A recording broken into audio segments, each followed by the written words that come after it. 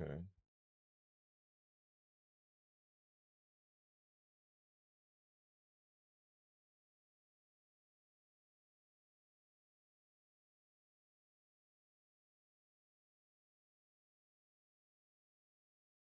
Hey, what's going on, man?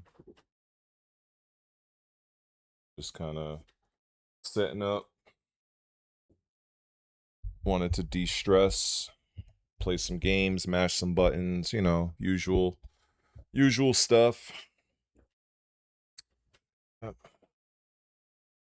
What's the word on your end?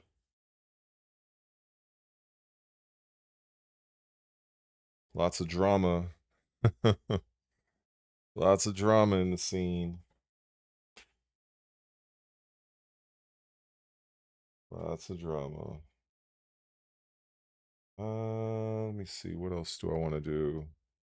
Ryu Sama. What's going on, man? Hope all is well. Salute, salute. I'm chilling. Just pretty much just wanted to just tap in, go live, content creator shit. Hell, I might even get a new follower on my Twitch. Who knows? Miracles can happen, but yeah, downloaded a whole bunch of different games and just I just been more like getting into like, Assassin's Creed Shadows. It's honestly it's my favorite game right now. Despite all the bullshit and the controversy surrounding it, it's finally a game that I feel like I can play as a ninja, as a shinobi. And like every other game for me is like you're kind of like a samurai that just so happen can sneak up behind somebody and get them out, but you're not really a ninja. So I've been focusing more on that. I did download the free version of the Dead or Alive 6. I did do that. Just to kind of see for myself, and as I expected, it's basically the same damn game. The one thing I was thinking about making a video about it, and I may or may not, but I do like that this particular Dead or Alive version, I can just like I can actually stream it with my current setup. That's the one thing that is majorly different for me, because anybody that knows my channel knows that I use my Xbox to remotely, like, you know, show what I'm doing on my TV through the app. So it's kind of like a long fucking process because I don't have an external capture card. So because of that, the original Dead or Alive 6, every time I were to go remote and try to display it on OBS, it would black out. So this new version, for whatever reason, I guess they did something where now I can actually stream the game. But unfortunately, it is a fucking cash grab, as I've pretty much been saying for months. But there's a free version, and it just so happened that Kasumi is one of my characters, so it kind of works out for me to where I could just play and just mash some buttons real quick. But yeah, I think 100% they should have just had that at $20, and that would have been the end of it. Um, I see that what's his name? He says he likes Rise of the Ronin. I don't even know. I that must be a PlayStation game. I never heard of it. I mean, it sounds familiar. But again, a Ronin, that's a samurai. That's exactly my point. You're not really a shinobi. A Ronin is a samurai that doesn't serve a master. You know what I'm saying? In Japanese history. So you're still a samurai. Which is nothing wrong with that. It's just that there are far more games out there that you know you have that samurai experience. There's very few games on the market right now where you can truly feel like you're a shinobi. And honestly, after Tenshu Stealth Assassins, way back probably before some of you were born, or maybe you guys were very, very young, um, that was like the de facto shinobi experience. and then I don't know what happened to that franchise. They just stopped making the games. Maybe they weren't making the money they wanted. And then Sekiro comes out. Godlike game. Difficult, very rhythm based, more Souls like than anything. Not exactly Souls like, but it has Souls like aspects. I know people that are very much into Sekiro. Like that's kind of like been an ongoing debate. Uh, but when it comes to Assassin's Creed Shadows, like for me, that is like the closest that I feel being a shinobi, going in the shadows, uh, you know, stalking from the rooftops, having the parkour aspect. It's just unfortunately Ubisoft was being Ubisoft, and they just had to put in their pandering and their DEI fuckery, and it killed the game. But it is what it is. I enjoy the game for what it is. Much like there's some people that they love Norse mythology, which I do. And so Assassin's Creed Valhalla would be, their main game. Or people might love the Greek, time, they love Odyssey. For me, I love all of them. I love all four games, Origins, Odyssey, Valhalla, Shadows. But obviously because, I'm more into the shinobi, aspect, that game connects with me more. Um, you know, but I have seen Ghost of Tsushima. I've seen that countless times. I watched like a trillion fucking playthroughs of that game. People playing it different ways. The game looks great. I don't know much about Yote. I know there was like a lot of controversy behind the actress that played the samurai. Uh, but both look really good. But given that I don't have a PlayStation, and I'm damn sure not buying one in this in this day and age, I'm probably not going to play it unless somebody fucking gifts me a PlayStation, which highly unlikely. But if I did have a PlayStation, I would say like the God of War games and Ghost of Tsushima would likely be my first games on PS5 if I had the system.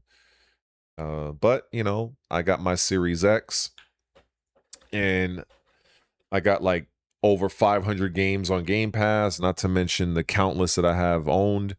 So, I do what I do. So I'm hoping you guys are doing well, enjoying y'all night, doing whatever you guys are doing. Um I know people are like aware of the Dead or Alive 6 controversy.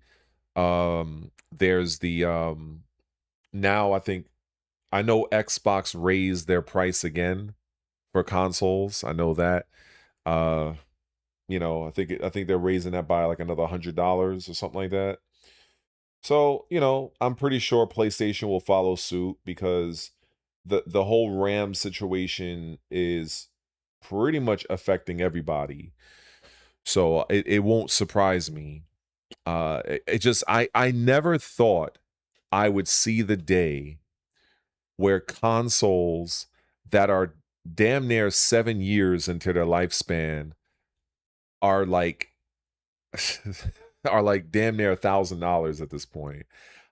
In all of my 40 years of playing video games, I have never seen hardware like increase in price. But I mean, I know why. I know why, and you can blame a lot of the big tech companies for that, whether it's Oracle, Microsoft, ironically, Amazon, IBM, all these big tech companies, that are driving up the costs of RAM. And not just RAM. A lot of people don't know this, but it's also solid state drives as well. It's just that RAM has been dominating the headlines. SSDs have also gone up in price too. So when you factor in both components, year over year. I think the reports were like over 400 or something percent increase. I think Asha Sharma of Microsoft, I think she even mentioned that there's probably going to be another year or two, where we're going to be dealing with this.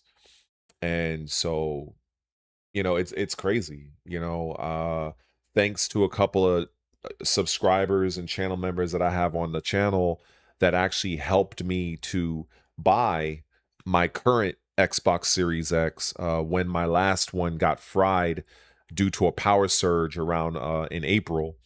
You know, this console was about, with tax, $705 and change, and now the reports are that Microsoft are going to be increasing, I think, by another $100 or 150, so don't be surprised Sony makes an announcement similar to that, because they're all in the same boat. You can't get around that. When you're making consoles like this, you need RAM. You need a solid state drive. Like there's no two ways about it, and it's just funny. I'm sure when you guys go on your social media and you watch some of those AI videos, some of the people in the comments will say, and I always laugh when I read it. I'll see some people say, uh, so this is why the costs of RAM and SSDs are through the roof, so people can make their cat AI videos. But it's fucking true. It's fucking true. You know what I'm saying? But yeah, man. I mean, this is the reason why consoles are so expensive. And and this is also why I believe that Sony and Microsoft, they're going to try to get the absolute most they can get out of ninth gen, which is, Series X, PS5. So they're, because if you really think about it, pretty soon the cost of a ninth generation console is going to be like you buying a 10th gen. Like, believe me, when my Xbox, for those of you that might be aware, of the channel or whatnot, you know, oh, what's up, Beast? Um, and Japan Raccoon, what's up, man? When I saw that, I was like, man, this is wild, right? You go, you buy a new Xbox, the shit is like $705. Back when I bought it, when it launched in 2020, it was like what, $499. So I remember I spent about 550 something dollars for it. And then now, like I was saying just recently, that cost is going to go up by like $100 or $150. And PlayStation 5, rest assured, they are going to follow suit. So, you can't get around this RAM situation. And that's something that I feel is very significant. I don't know how, I don't even know if it affects phones. I would imagine it does. They probably just use a different type of RAM because the phones are smaller, but definitely consoles, PCs, all of your high-end RAM cartridges and shit like that. It's just through the roof. You know what I'm saying? So I don't know, man. It's looking like by the end of this year, buying a ninth generation console is going to be in line with buying a PS6 or whatever they call the next Xbox. So the shit is wild. But the good news, at least over on Microsoft side, for instance, for those that might be tech savvy. Oh, what's up, low key? For those of you that are like PC like literate, there's this technology called FSR. I forgot what it's called. I think it's like an upscaler or something like that. So Microsoft, they kept enhancing the Xbox Series X's FSR over the lifespan of the console. And so reports are saying that next year they're going to add FSR 4.1 to the Xbox Series X, which is going to dramatically increase the performance, the shaders, the frame rates of games on this console. Sony could follow suit and do the same thing with the PS5, but the difference is that Sony didn't, because Sony decided to push for the PS5 Pro, they decided to, I guess, not maintain or update, or shall I say, continue to update the FSR for the base PS5, which I believe is around 2.5 or 2.2 or something like that. So if Sony were to double back and try to get the base PS5's FSR in line with where Microsoft is going to do with the Series X, it's going to cost Sony a lot of money. So I don't know if they're going to, if they're going to do that, if they feel it's worth it. I believe that Sony is looking to just push and prioritize the PS5 Pro. That's what I feel. And I think that I think it's a good move in a sense where, because of the rising costs of RAM and SSDs, we're likely not going to see a PS6 or a new Xbox for a bit.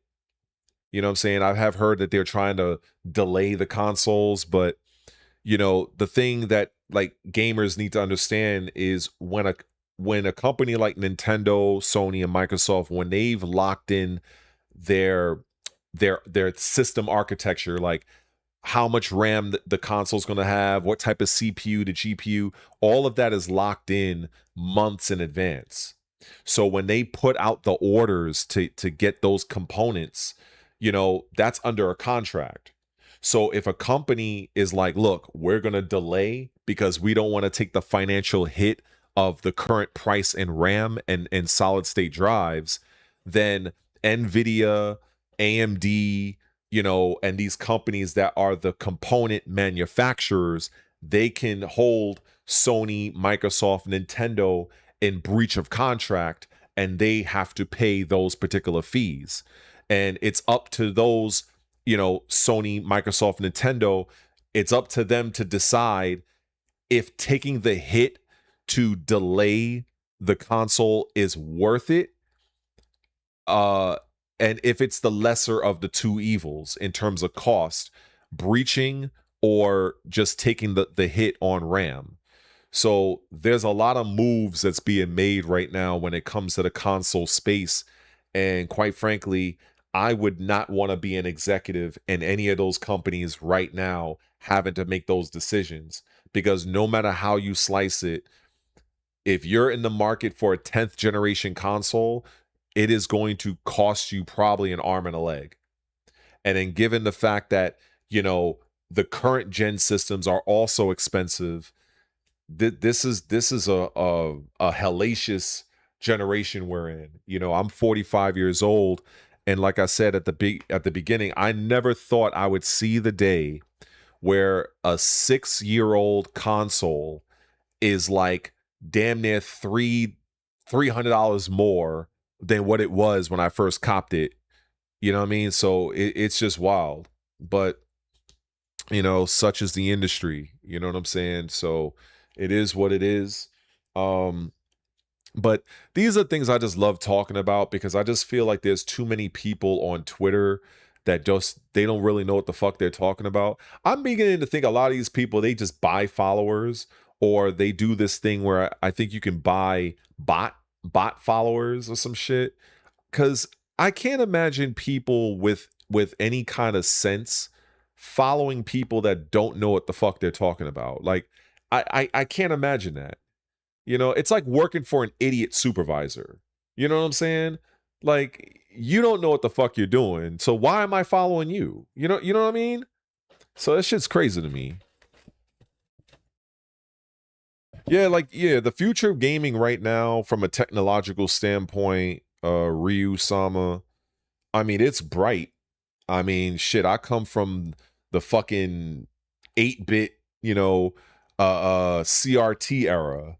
You know what I'm saying? So people in my generation, we're not too concerned with resolution. You know what I'm saying? That was something that I really always wanted to touch on, where if you give me the option of, okay, we're going to give you 4K and fucking ray tracing, but you're locked at 30 frames per second, I'm going to tell you can go kick rocks, because I will always take frame rate over resolution any day. I'm here to play the game, not sit and look at the game like it's a painting. Now, if we're talking about a static image, okay, fine. Give me the ray tracing. Give me a 4K. Give me an 8K. But if I'm moving and I'm immersed in the game, I don't want to feel like my eyes are like, having to wage war because you have a half-ass 30 frames per second marker that most of these games don't even hold anyway. So if I would be rather no, I would be willing to play a game in fucking 720p if you can guarantee me a 60 FPS lock. Like that's just how it is with me. You know what I mean? But that's just what it is. Everybody's different, you know. Um now don't get me wrong. If I can get both, I'll take both. But a lot of times, gaming, unless you're on PC, and even then, you need some high-end graphic cards and stuff like that. And this is why I've always said I've always hated how companies like or so-called game journalists they'll compare the performance of a console to a PC. And while I'm well aware that a console has basically PC components, however, a console is static. At any point in time, you can open up your PC and Mr. Potato Head that motherfucker and put in a brand new high-end $2,000 graphics card. Now all of a sudden you're in 8K ray tracing.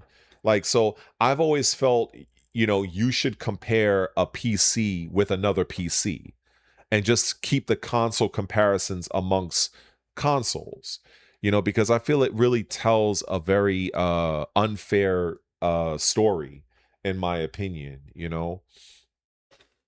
But oh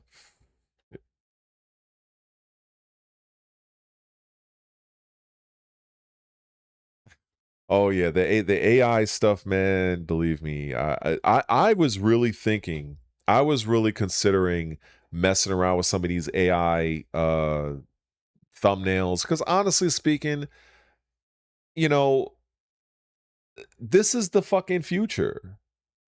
This is the future. Like I've shown so many different articles on where this industry is going in terms of subscription services. Oh, what's going on, Jules? Uh, I've spent so much time trying to educate people and show people where the gaming industry is going. If you just open your eyes and look at subscription services, look at cloud, look at AI, everything is trending to where this is going to be our future. Unless something fucking cataclysmic happens, this is the future. You know what I'm saying? So it is what it is. And yeah, I do believe it is a bit of a as you say, a fake moral high ground or whatever. I'm not the foremost like fan of AI, but at the end of the day, I'm under no illusion to recognize where things are going. Much like, I'm a dinosaur here at 45. I remember Blockbuster. I remember old supermarket department stores that went out of business because Target came on the scene, or Best Buy putting Circuit City out of business. Netflix basically destroying Blockbuster, CDs, or should I say DVDs, getting rid of VHS tapes. This is just, it's evolution. You know what I'm saying? And I remember back in the day where everybody had a fucking iPod. Now I barely hear anybody talk about that shit. So it's like things progress. People talking about, oh, we're not gonna have physical games. Yeah, you're not gonna have physical games. That shit, physical media is dying. Like what was the thing that's going on now? I think people are pissed off about that Grand Theft Auto 6 is not going to have a physical disc. So you're going to go to the store, you're going to buy the box And then you're gonna open that some bitch, and it's gonna have a digital code in it. But it's like this is where things are going. It's just people that are unwilling to bend, and they I guess again they want to take this moral high ground. They're going to be swept away. It is what it is. You know what I'm saying? You are everything is being pushed to basically us not directly own it per se. We are leasing it. We are renting it. It's the same thing like I'm renting my apartment. I don't own this shit. So, I think people especially gamers, and I know I should probably get a fucking t-shirt saying gamers don't understand business. That'll probably be very offensive to some people. But it's the fucking truth.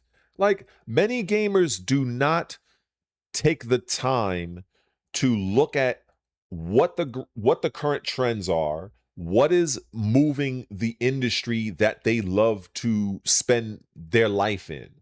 They're just content with literally mashing buttons, and then they go on Twitter and yap about things they know little or nothing about. And so, it's very vexing for somebody like me that I spend my time doing this.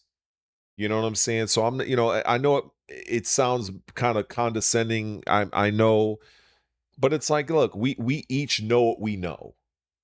And when it comes to the gaming industry, I know this shit frontwards and backwards. And what I see right now is we are going to have an industry where you are not going to have physical media. You are going to be subscribing to damn near everything. You're going to own nothing. You're going to be renting the shit. And if you don't pay, you lose it. They're going to have AI every fucking which way. You're going to have cloud services as we increase in internet. We're not I don't think I think South Korea is like probably the best internet, I think, at least last I checked. Definitely not America, I know that, but we're definitely getting better. And because that was really the bottleneck originally when it came to like cloud and streaming. Gaming wanted to go that route years ago, but our internet infrastructure in the United States, for instance, was not where it is now. Now it's significantly better, and this is why you are seeing so many things being pushed in terms of cloud functionality. That's why. So when I hear people bitch, piss, moan, rage on what is going on, they're just going to be swept to the side. Like you're unless something significantly happens that's going to override all of this shit, this is going to be our future. We're going to have consoles that's not going to have a disk drive. Your Game Stops are going to be fucking out of business, or they're going to have to really find some kind of way to adapt. You're going to see far more streaming services. You're going to see AI damn near everywhere.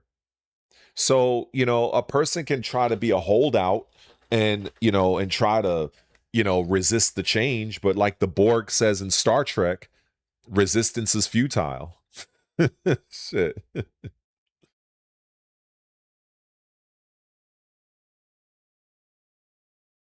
Yeah, Jules, I was just commenting on that with before you joined, in terms of the consoles and stuff like that. I mean, hey, I'm an old man myself, you know what I'm saying? And for instance, this is something when it comes to digital and physical media that I found out like not that long ago. And when I say not that long ago, I mean like maybe a couple of months ago. So, as some of you may know, I, despite the controversy, I absolutely love Assassin's Creed Shadows. And so, Assassin's Creed Shadows, for people who don't know, This game is about 100 and what is this shit? It's 140.7 gigabytes for Xbox.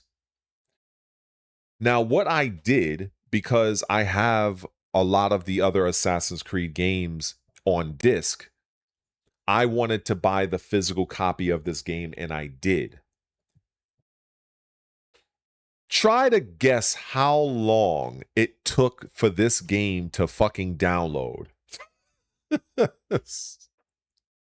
Because the thing is, I forgot, and I'm sure it's the same thing with PlayStation. When you are downloading a game that's a disc to your console, the download speed is solely dependent on the disk drive itself. You would think that would be common knowledge, but for me, I didn't really think of that. So I have a gigabyte internet with Optimum, right? So, for instance, when I a really good subscriber / member of mine, he gifted me Crimson Desert, a digital code, which, I definitely greatly appreciate him for that. And shout out to him. He knows who he is. So he ends up sending me a code for Crimson Desert. Now, Crimson Desert, this game is 128.3 gigabytes digitally. This game took about 25 minutes to download, if that. So about 25 minutes versus the hour it took for Assassin's Creed or Shadows to download.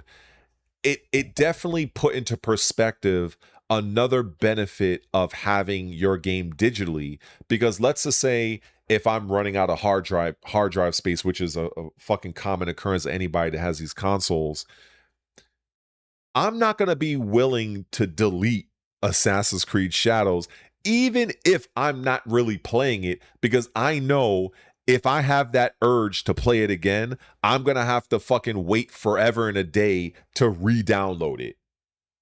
Whereas if I downloaded, say, Assassin's Creed Odyssey, Crimson Desert, Diablo 4, those games are massive, but I have them digitally. It takes next to no time to download them because it's going according to my internet speed, not the actual disk drive in the console, which is slow by comparison. So that is another thing that I don't hear many people talk about when it comes to digital versus physical media. Because I mean, I can tell you it is a bit more convenient, and not only that, here's another thing. Assassin's Creed Shadows, I don't know why, Assassin's Creed Shadows, the physical version, now I don't know about on PlayStation side, but it has 2 discs. 2. So I have to start off. If I felt like when I played Final Fantasy VII way back when I had hair, where that game was like 3 DVDs. No, excuse me, 3 CDs. Sorry. So I put in the first CD.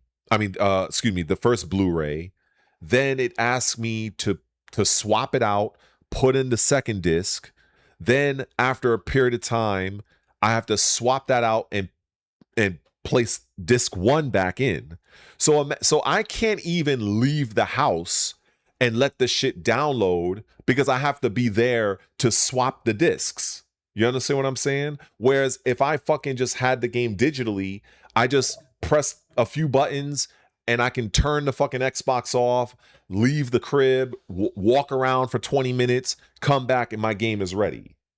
So it does have a bit of advantage when it comes to the ease of just reinstalling a game, because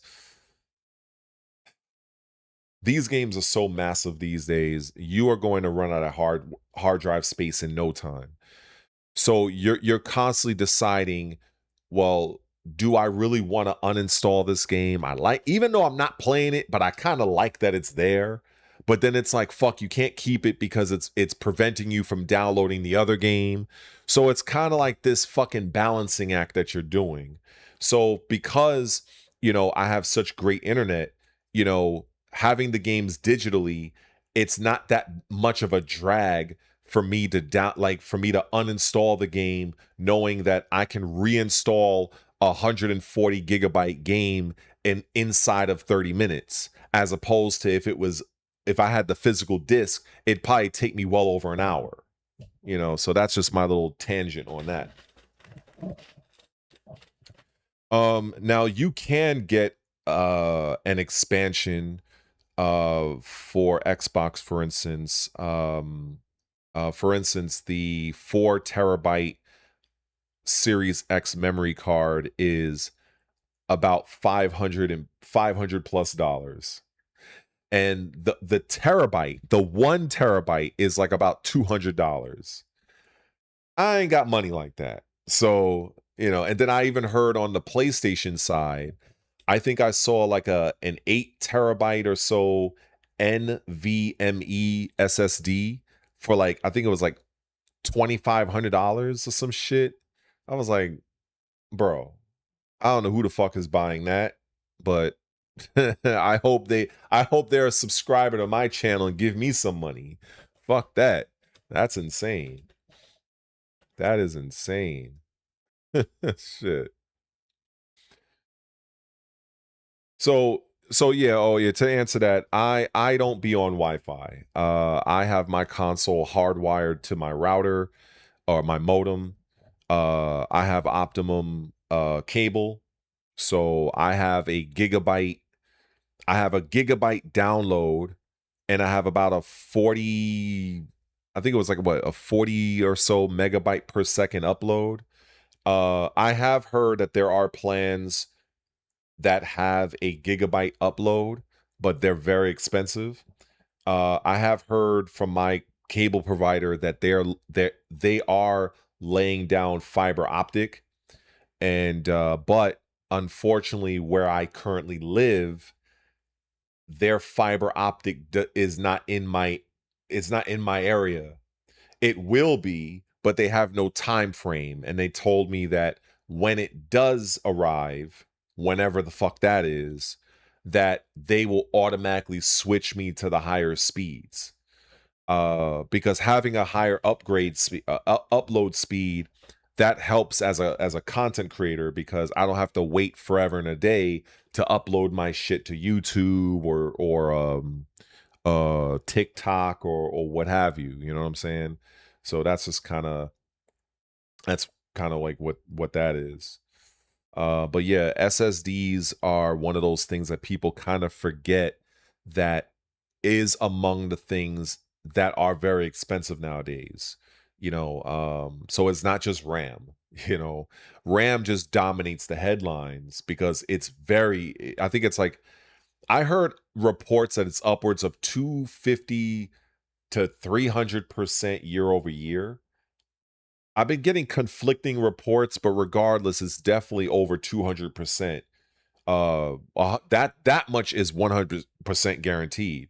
But the actual amount, I'd have to look that up real quick, and I don't really think it's worth it. We all know that RAM is like through the roof right now, and that is the driving force of why we have these price increases for current generation hardware. Like I mentioned at the very beginning of this stream, about 41 minutes ago, Microsoft increased their consoles, I think by $100, or I think they increased by 100, and another one was 150 or something like that, and they discontinued the 2 terabyte version of the console. So, I'm pretty sure in the coming days and weeks, Sony is going to make their own announcement stating that they too are going to raise prices. So it's unavoidable. It is going to happen. It's just a matter of when. And then, of course, I believe one of you guys, it might have been Jules, it might have been, that mentioned that Nintendo I think come September they're raising theirs up by $50. And then when I went to go, you know, look more into that, I seen a couple of some information stating that Nintendo may in fact raise the price even beyond that going in or in 2027, because you know the costs are just so much that these companies are just, they gotta go with where the market is.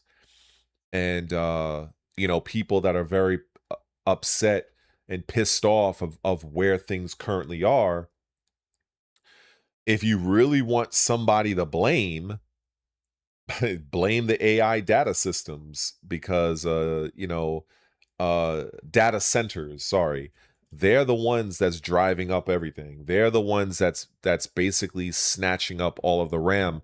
So since I pride myself in you know liking to share information here, for those of you that are unaware, the way this really works in a nutshell is you have the companies that make the RAM, like AMD, Nvidia, and other companies like that. They fulfill orders by priority. So, for instance, the way it normally has gone in the past, larger tech companies like Apple, Microsoft, Amazon, and so forth, they would have their RAM orders allocated ahead of things like video game consoles, and and other things like micro SD chips and things like that for cameras and phones and so on and so forth. That's how it has been for a long time. That's why this was never an issue in the past. However, currently, just to kind of put some of you guys on that might not be aware, large companies are in a war. You'd often hear the gamers talk about the console wars. That pales in comparison to the AI wars that's being waged right now. And a lot of this might not be even on you guys' radar because, you guys are mostly gamers. I mean, no offense. So you guys may not be aware of what's going on outside of gaming. Because right now, AI, there's a lot of companies that's trying to be number one, and they are waging a hellacious war. And the ammunition of that war is RAM.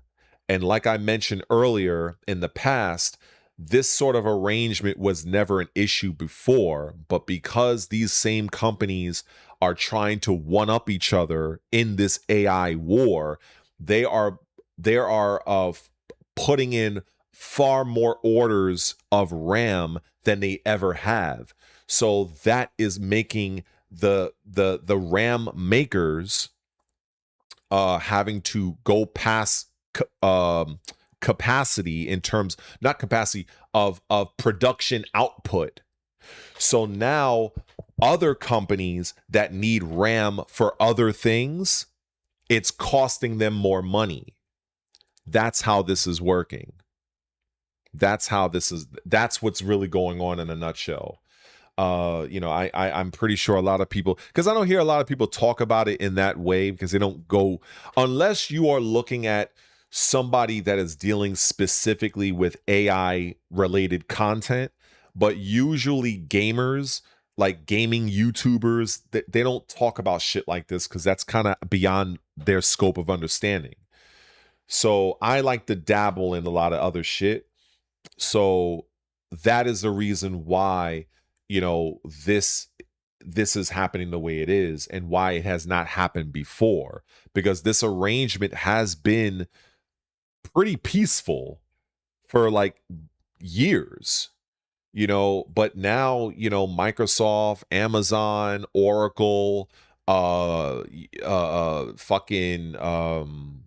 IBM, all of these big ass Google, all of these big tech companies are literally trying to be number one. And and you got Grok from like Elon Musk, like the Twitter, all these AI data assistants, they require copious amounts of RAM. So these companies are having to fulfill those orders first. And whatever is left behind, supply and demand. So that's why these companies, Nintendo, Microsoft, and Sony, they're up against it right now. So it's kind of, this is one of those things where you really can't say that they're raising the price of consoles because they're greedy. That there are many times I will side with anybody that will say the G word, the greed word, but this is not one of them. This is literally companies having no choice. They literally have no choice. And unfortunately gets passed on to us.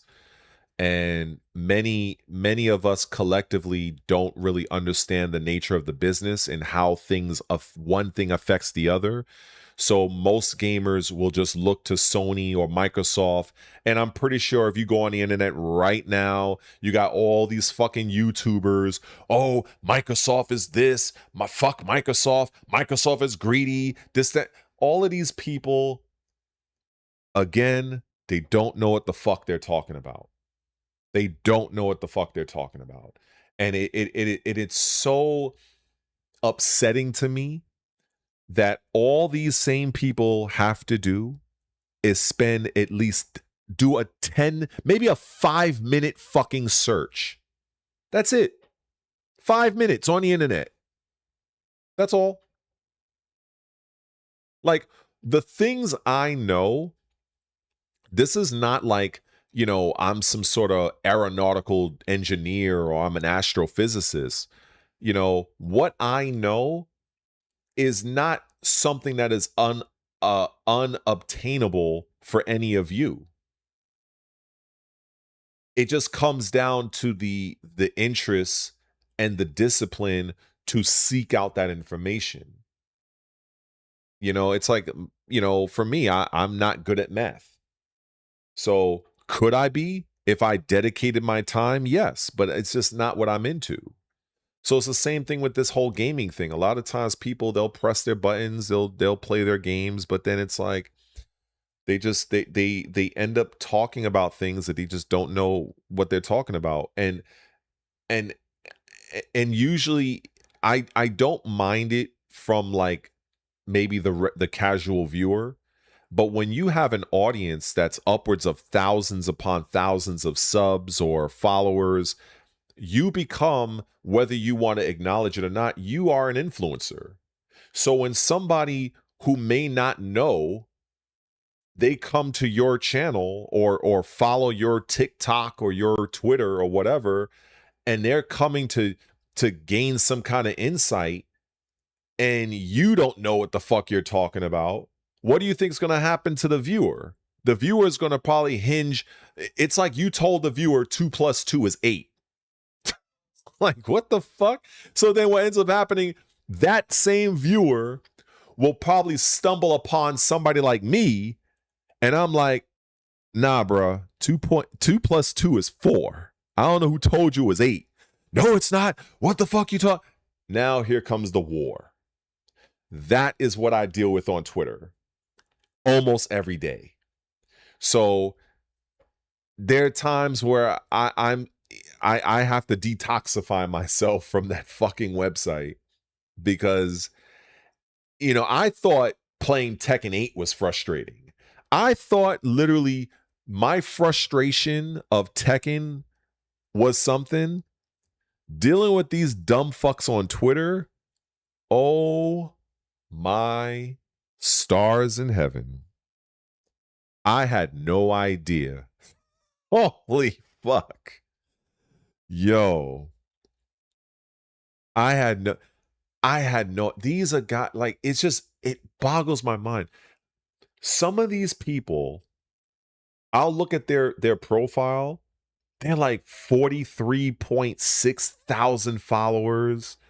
And I'm like, how in the fuck did you, with the horrific takes I'm reading, how are you at 46.3 thousand followers? How is this possible?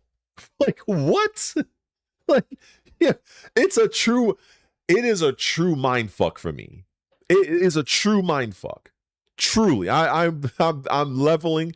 I am leveling with you guys. I be legitimately mind fucked. It's like somebody telling me that they have a degree in marketing, a bachelor's degree in marketing, and then when you get into a conversation with them about business, they don't know the first thing about licensing deals. It's like, wait, who the fuck gave you a degree? So that's basically what I deal with, and it just, it's like, shit. It's crazy to me. It's crazy, man. It's really crazy. Yes. That should be on a t-shirt. We reward the wrong people. It is insane. It really is. And like I said, I don't mind the regular person, like, you know, somebody who's not a content creator, somebody who doesn't take this seriously. I don't care about them. They're gonna do them. My issue is those people that are far larger than me, that they choose not to do any real research, or they do very, very surface level.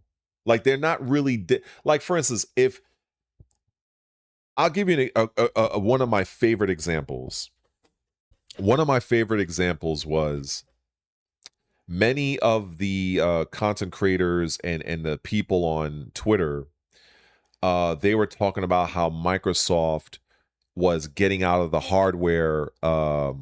hardware business, and they were shopping around a photo. This was a couple of months ago. They were shopping around a photo that was showing that store shelves were not restocking Xboxes. So they were taking that as, oh, Microsoft is leaving hardware and they're going to go third party. Well, so when I first seen this, and it was going viral, it was all over fucking Twitter. Maybe some of you may have seen this. And in my mind, I'm like, wait a second. I remember months before that, before she left Microsoft, Sarah Bond, she had an entire campaign of her having a video basically saying that we at Microsoft, we netted a 10-year deal with AMD to create the next evolution of Xbox hardware. So I'm like, so wait, like, I know I seen that. I know I read it. I know I watched it. So how in the fuck are people spreading on Twitter that randomly Microsoft is ditching hardware when they have a fucking 10-year deal with AMD that is signed, which means if Microsoft does back out, they have to pay AMD a fuck ton of money for breach of contract? It wasn't until that somebody that did some bit of research discovered that the photo that was floating all over Twitter was a photo from damn near 2013 showing that a store, I think it was a Target store, that they just so happened to be out of stock. And somebody with an axe to grind took a photo of that Xbox department, put it on Reddit, and basically was trying to make it like, oh, Xbox is this dying this dying thing, and then I guess years later somebody else with an axe to grind found that photo on Reddit and then just re-uploaded it to Twitter, and then it just caught wildfire and caused this fucking bullshit fiasco. It's just things like that.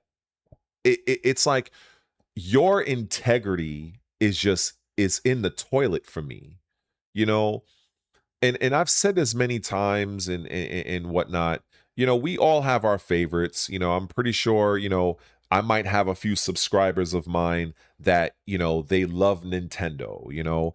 I know I have a lot of you that have PlayStations. PlayStation is like y'all go to, and that's totally fine. I used to be a Sony guy from 95 right up until the end of the PS2 era. But it's one thing to be a fanboy or fangirl over something, but you have to try to be at least, I don't want to say fair, because, some people are dicks about it, but especially when you are like a content creator, I don't feel it's good to paint a false narrative. Somebody doesn't have to lose for you to win. Because I really do believe that there are many content creators right now, on like in this right now, that would love nothing more to hear Microsoft pulling out of the Xbox business. They would love it. That would probably give them a month's amount of content that they can completely shit all over Microsoft, shit all over Xbox, basically brain rot fucking bullshit. And I have this sneaking suspicion that many of these people, that's what they really want. They really want that. And they're so stupid in not realizing that when you have an industry that there's only one major player and it becomes a monopoly, that is not going to benefit you as a consumer.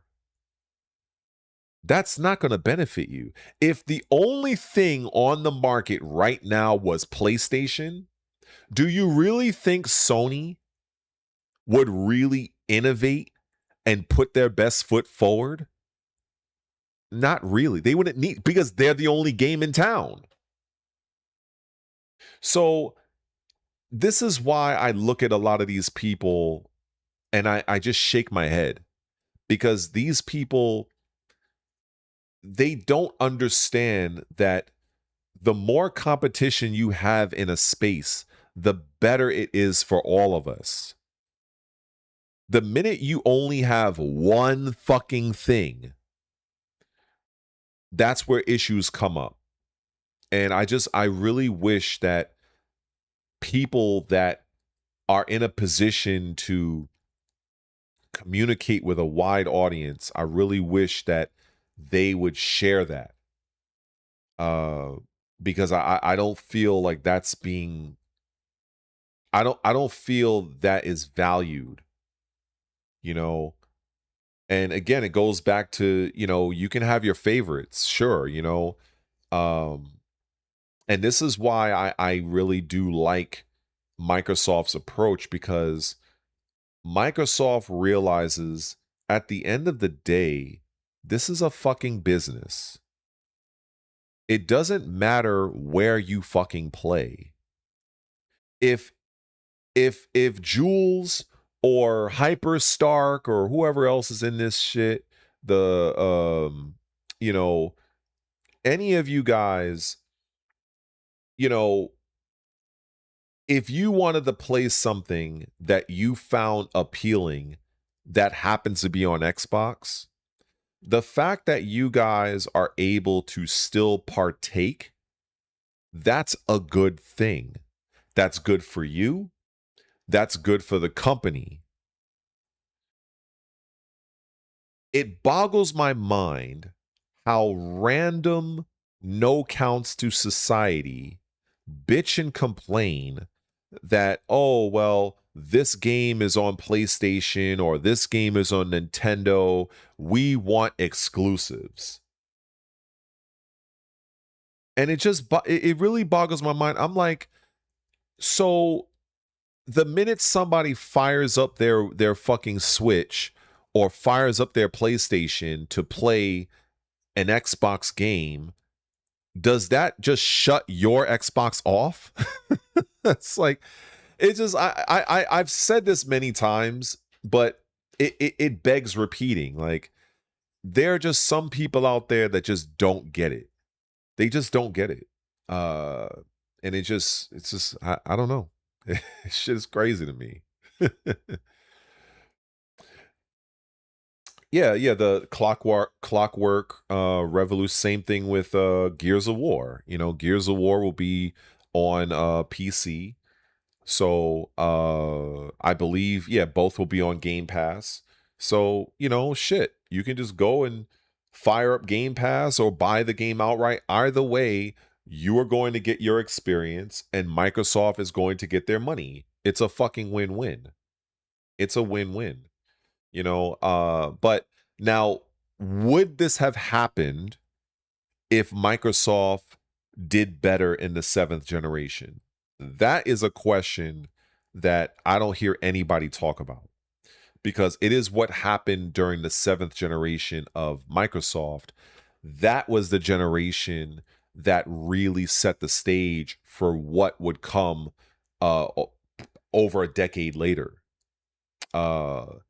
Because Microsoft realized that even having a full year head start over the PlayStation 3, over the Nintendo Wii, having amazing godlike exclusives, having Mass Effect, having various JRPGs, having Hironobu Sakaguchi making Lost Odyssey and other games, you know, having all of that, and they still lost. So, from a business standpoint, I understood why Microsoft decided to pivot. But the average person who knows very little to nothing about business, they can't. It's like explaining color to someone born blind. They can't understand it. It goes right over their head. So, I understand why Microsoft did what they did, but it does make me wonder if Microsoft, if they came in at least second place, would they have made that Xbox One decision? Would they have gone that route? That's something to speculate. That is something to speculate. Because if that would have happened, this entire game industry would look very different. It would look very different. And but yeah, to what you just said, yeah, they value those pieces of plastic very, very much. And, you know, there was a time and place for that, you know, during Sega and Nintendo, you know, that was something that, you know, they did a lot. You know, they did that a lot.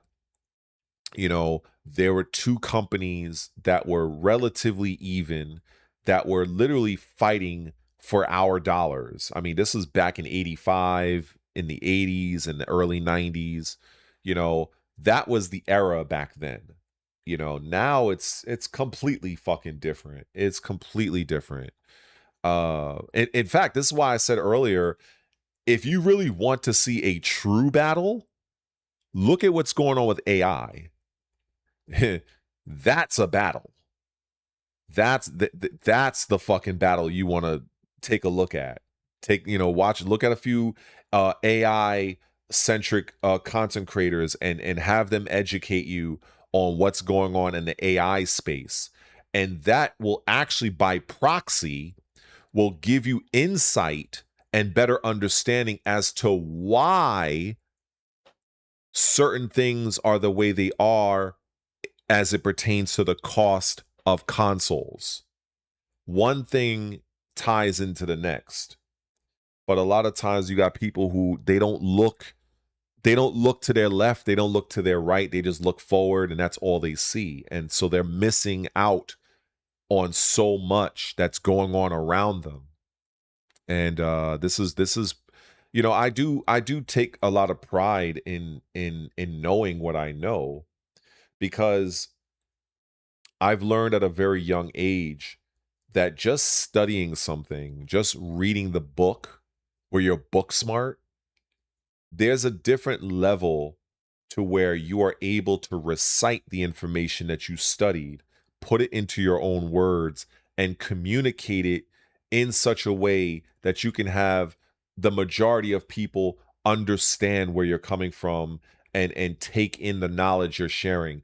That is like true mastery, because I've known far too many people that when you ask them something, they're literally trying to recall the book definition of whatever term or whatever thing you ask them. They don't really have it. They haven't taken it into themselves. They haven't made it a part of their own psyche. And that's the thing that I really take great pride in. And that's why, I have the type of mental ground that I have, because I've dedicated many of my years to look into these avenues and understand what I'm reading, you know, and it is time consuming. I'm not gonna lie. There's a lot of articles, because you need to see, you know, which ones are kind of sensationalistic, which ones is pushing an agenda, which ones is biased. So you kind of have to try to get to the source.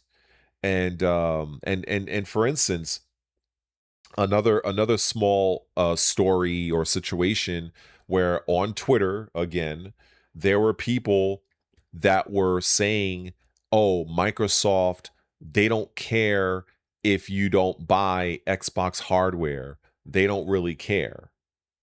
Th- And it's like, I remember Phil Spencer himself, that's not what he said, but that's the narrative that was being pushed. It was just bullshit.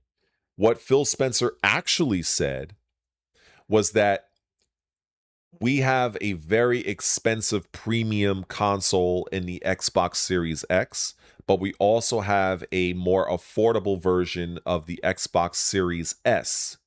We understand that people, they have different financial situations, different financial goals.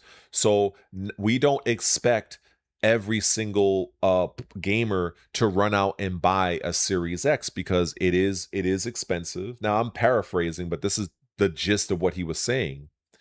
And he also was talking about how, you know, having games play anywhere, where you could play a game, you can buy a game on your PC, play it on your PC digitally or what have you, and it stays with you across devices. So instead of us trying to convince people on other platforms to adopt our hardware, we are merely just going to meet them where they are at. I even saved the article, and it was a very good interview. But was that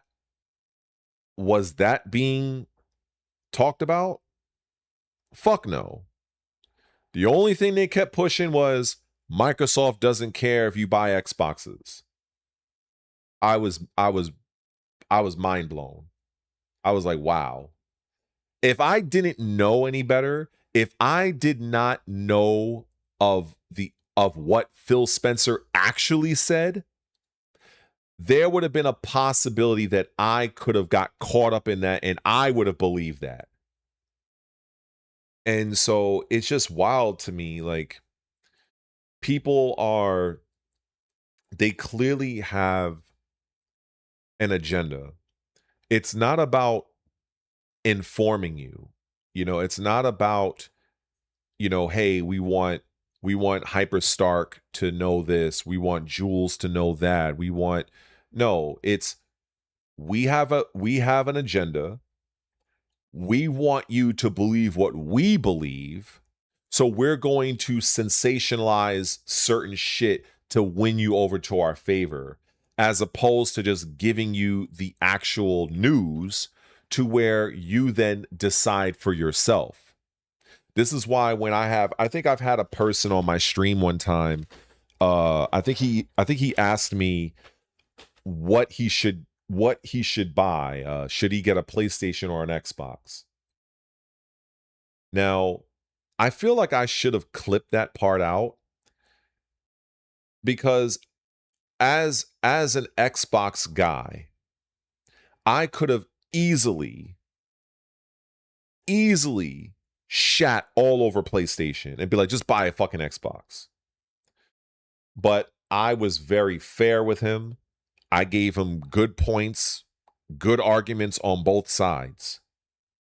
The goal is to give somebody enough information so that they can make the best decision for them.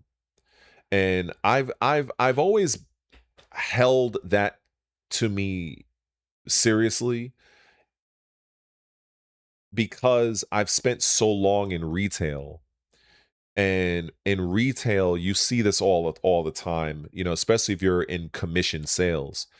They're more concerned with trying to lead you down a path that benefits them, not realizing that even if you were to do that and get your little commission, you know how many times I've worked with people that would be very unethical in trying to get their little sales and their little commission, only to have the customer come back like a day or a week later and having a full return. Like, you're better off just giving people the information so that they can make the best decision that they can make. And I've learned in my time in retail, you know, I've had many people come back to me over the years and, you know, praise me to my supervisors. Hell, even during certain holidays, they even, you know, a few slip me a check as a thank you for, you know, holidays and shit. You know, I took great pride in that. And I always felt that if I were to ever have a platform, you know, it's funny now I think about this. If I were to ever have a platform, I would like to just be an educator, be an informer, and enjoy playing my games. So I think so far I've done okay so far. I think. So still learning. But yeah, you know, but anyway, I hope that you guys are doing well. Um, you know, all that fun stuff. Blah blah blah. Let me see. Uh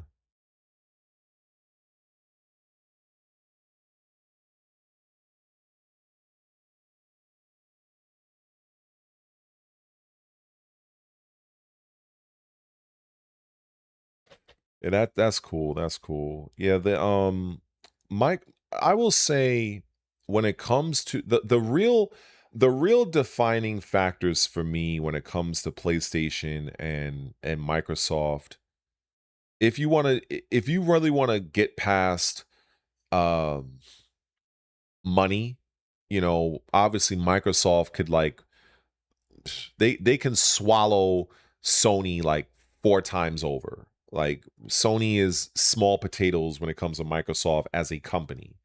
You know, Microsoft is a $3 trillion company. Sony is upwards of like 127, 129 billion. Fucking massive difference. So this is why a lot of times Microsoft is able to do certain things that Sony and Nintendo can't do. Like, Microsoft would be able to go after certain third party developers that neither Nintendo or Sony would be fiscally able to do. Uh, you know, like I usually say, if there was ever a company that could buy Take Two Interactive, the company that publishes Grand Theft Auto, it's Microsoft. It's Microsoft. Microsoft has the money to they have the money to make a serious bid for Take-Two Interactive if they wanted to. But they also weigh in things like public perception, looking at what they went through during the Activision Blizzard deal, and that was only 74, I think it was $69 billion. And people are still bitching and complaining over that. So imagine if Microsoft were to make a bid for Take-Two, that would literally set the gaming industry on fire.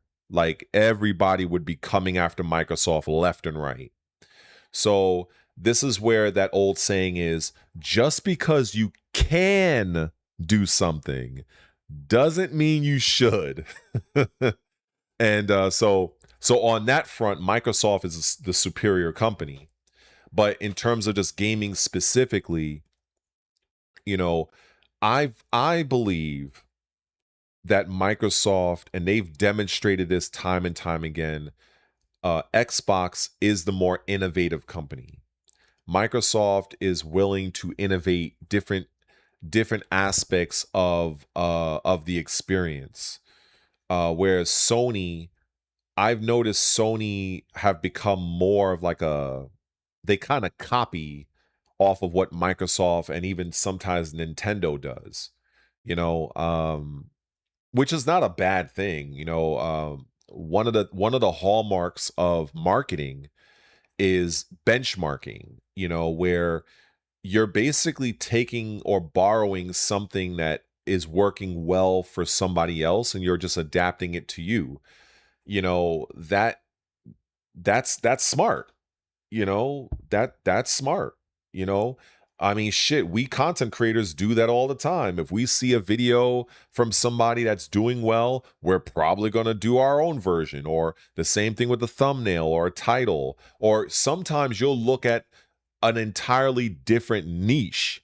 Maybe there might be a content creator that's talking about cars, which has nothing to do with gaming, but maybe the way they're structuring their video, the type of thumbnail they're using, you can take that system and just apply it into what you're doing.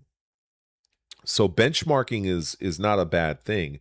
The thing that I don't like about Sony, and maybe just I just have a little bit of a grudge, is many of the things that Microsoft has championed over the years, Sony executives in the past, from Jack Tretton, Jack Ryan, I think another guy named Sean Layden, like a lot of even Sony fanboys don't even know their PlayStation executives.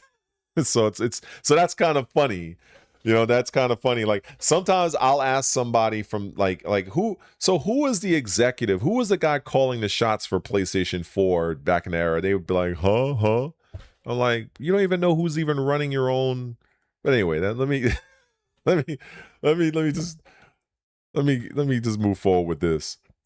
So many of those guys, they've publicly came out and basically, in a passive aggressive way, kind of belittled Microsoft's decision to port many of their first party games to PC. Sony absolutely shitted on Microsoft for doing that. And then years later, here they come doing the same thing with, I believe their first game was the chick with the robot dinosaurs, that game. That was the first PlayStation game that wasn't exclusive, that was ported over to PC. And then over the years, they decided to do more and more until they ended it because of what Microsoft has coming with the Helix console, Horizon Zero Dawn. Thank you. But Sony, I think they are very good when it comes to their narrative games. Of course, it does take them time, which is what you just alluded to, Jules, with the time, but they are good at what they do. I think most people know that if you really are looking for really strong exclusives, PlayStation is kind of like the brand that you would probably associate with. It's not to say Microsoft Xbox doesn't have exclusives, because we do, but I think overall, I think they resonate more with people. Halo would be the difference maker, but unfortunately, uh, they decided to basically go fucking full DEI and woke on that franchise, and they killed Halo, as far as I'm concerned. So the one massive IP that Microsoft did have, thanks to the modern audience, they decided to basically light that shit on fire. And it's sad, because Halo, from what I can remember, that was one of the only few titles that could stand up to a Grand Theft Auto. That and like prime Call of Duty. So whenever you'd have like a good Call of Duty game, or a Halo release, people would fucking be calling out of work, standing online for them shits. Now it's like whatever. It's funny how things changed.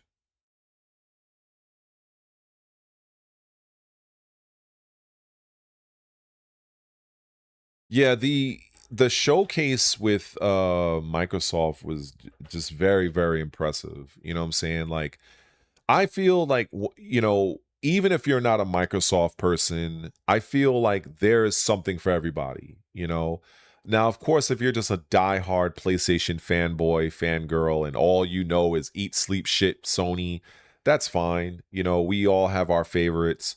But I think it's disingenuous to come out and say, oh, there's nothing coming out for Xbox.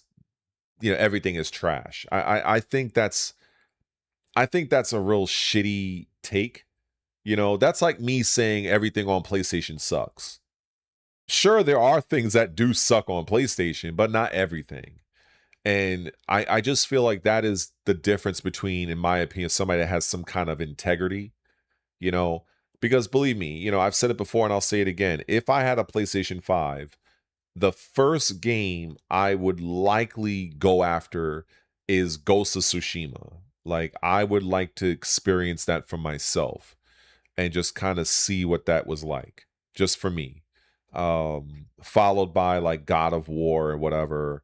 And I would have some curiosity of the Horizon Zero Dawn, because I remember when that game first came out, I was like, oh, this game looks kind of interesting. Um, but I don't have the money for a PlayStation, so that's just kind of what it is. If I had the money for a PlayStation, I would have bought it one. Um, as far as Nintendo goes, well, I'm not a fan of Nintendo at all. I like their games, but their company can go fuck themselves. As far as I'm concerned, I have more respect for Sony than I have for Nintendo. But yeah, I think even when I look at this, I think I can share my screen real quick. Oh, that's right. Let me do my remote thing. I gotta do my remote thing for Xbox, because I was looking at this for a bit. Let me just get that set up. I think it should be good now. Okay, that's something else. Um, let's see. It should be. Let's see. Okay, there we go. So in terms of the showcase, I like that they have a section where they actually show you. Yeah, see, here's the Xbox showcase. So these are all the games that they showed off, basically. So they got the Gears E-Day. And another thing that just was kind of annoying for me, and this might be because, again, I do my remote feature on the console. A lot of times when I try to play the video, sometimes the video will play, sometimes the video will get stuck. Uh, so it's just kind of weird. So for example, if I go to so for instance, if I watch this trailer, there's sometimes this might not play all the way. Doesn't need heroes. It needs a hero. And that hero is me. For instance, when I see that, I am not a fan, just to, and this might rub some people the wrong way, but with that trailer, I feel that woman, I feel she should have said that hero is you. Because, you know, I've said this before, and obviously I'll direct it to Jules because I think she's the only female here.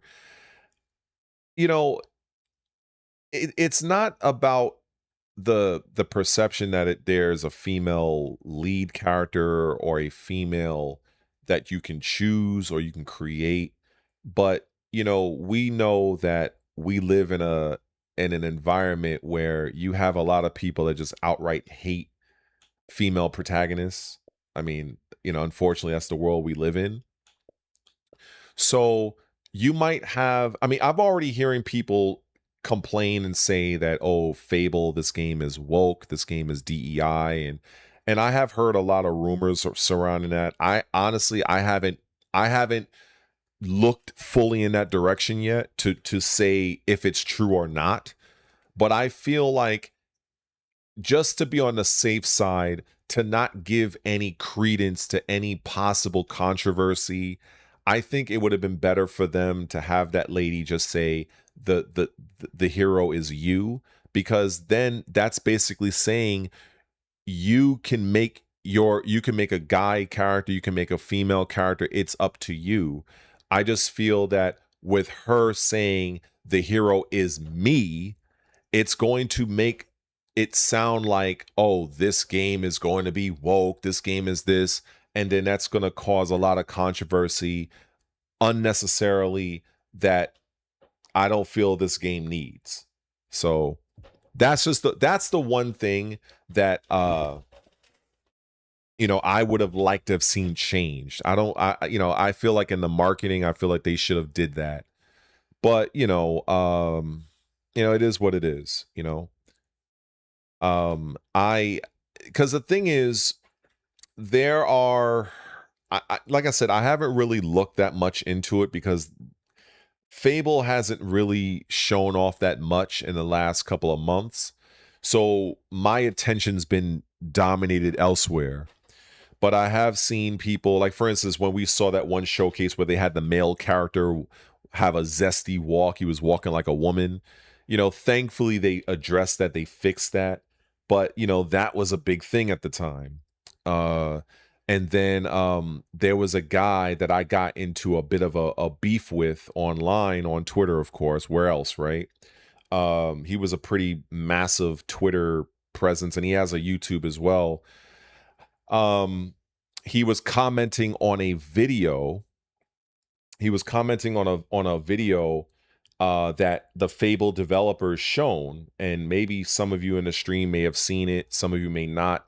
They were showing, it was like a combat video where the enemies weren't really doing much. They were kind of standing around while the player was just kind of beating up on them and whatever. So this guy, he was he quoted the tweet, and then he basically said, oh, look at this horrific gameplay, the enemy AI is trash, all the enemies are just standing by waiting for their turn. And I couldn't help it. I could have let it go, but I brought it on myself. I fucking hit him up and I said, look, man, that's a pretty horrific take, because this is a curated video. This is just to show people the early gameplay of what you can do in the game. That's the video is not meant to be a full-on assault from the CPU. That's why in that particular video, they had the guy or the girl character, I think he launched one of the enemies in the air and did some sort of magic on the character or something like that. It's not fucking finalized. And then he goes, hits me back and says, yeah, well, I'm commenting on what I'm seeing, and this right now is not good. And I said, again, and you know what? I think I even went on, I referenced, if you were to play some RPGs, like you can see it in Assassin's Creed Shadows, you can even see it in Dragon Age Veilguard, even some RPGs, right, where when you go to your skill screen, and you can see what is the next ability you can learn, and then you'll see like a small little video demonstration of what your character can do with this particular skill. That's what the fuck they were showing off of Fable. And I basically explained that to him. And then it's just, we just got into this fucking war back and forth, and eventually I just left the conversation. You know, and again, another example of a guy who has 100,000 fucking plus followers on Twitter, a complete fucking idiot, you know. And it's just wild to me, you know. It's a preview, it's a preview to show the skill. And you know, like, let's say if you have a fire spell, you know, you'll see your fucking sorcerer in a small, like, picture in picture window showcasing the spell, how it affects the enemy, and so on. Those are curated demonstrations. And it's just like, you know, that is not to those videos are not meant to display and showcase the enemy AI. That is meant to showcase aspects of the combat, the lock-on feature, the movement animations, transitioning from target to target. That's what those videos are for. They're not designed, at least in the video I saw from Fable, that particular video was not designed to highlight the enemy AI and them reacting to your attacks and shit. Like, that wasn't the focus. But this is yet another example of some of the dumb fucks that I deal with on Twitter. You know, and it literally just makes me want to bash my head through a wall. It really does. So it is what it is, you know. But I am glad that the Fable situation with the way the guy walked, I'm glad, because I ain't trying to have no male character walk all zesty like, you know. I'm not trying to have all that, you know what I'm saying. But then of course you have Metro. Metro, if none of you people, oh, this is 6 minutes. Oh wow, they have the whole. Well, let's see if this shit actually plays through. Do you want to come out of the darkness? This game is going to be fucking godlike. I hope this video plays. If it doesn't play all the way through, I blame the remote feature. Under the guidance of a great leader. If you are, then wake up and open the door for the noble right. Wake up, wake up, wake up.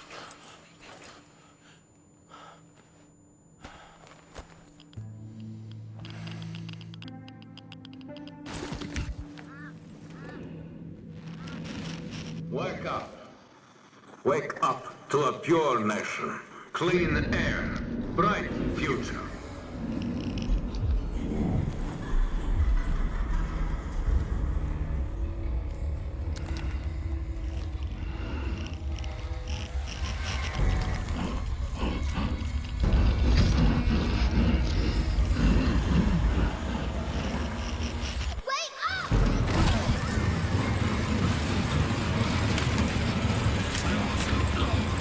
She took the picture.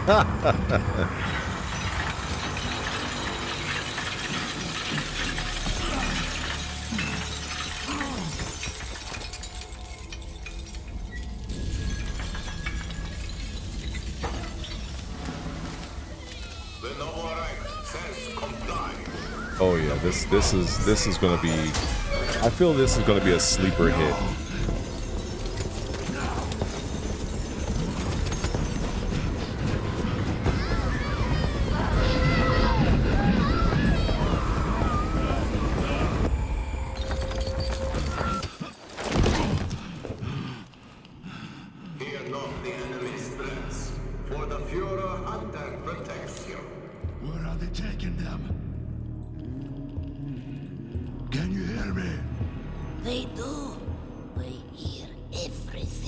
I don't blame you, Hyperstar. I own the game, the core, like the free version. I'm likely not gonna buy my characters either.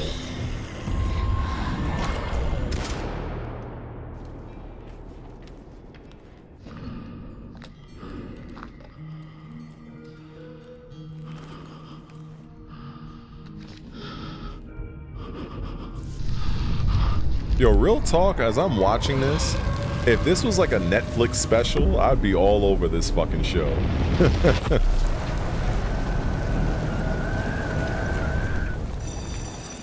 All together now, children. The no life is our home. Either we destroy or we are destroyed. No one will know. They definitely dramatically shifted the tone of this game from the prior games I remember. Our enemies have no pity for us. This is like some sort of psychological thriller. The enemy must be destroyed. The enemy must be destroyed. The enemy must be destroyed. The enemy Bruh. must be destroyed. The enemy must be destroyed.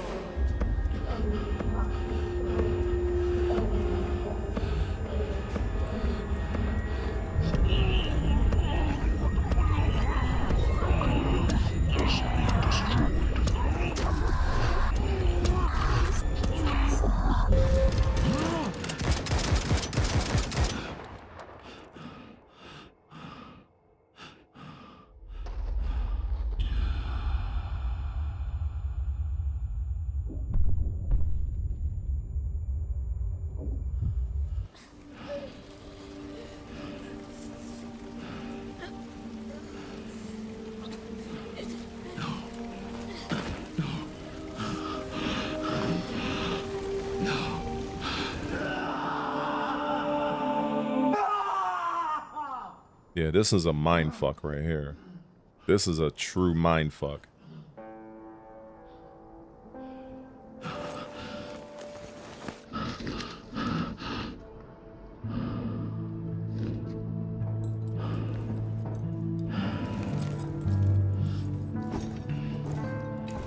Your nation, clean air, bright future. The Noble Reich is our home.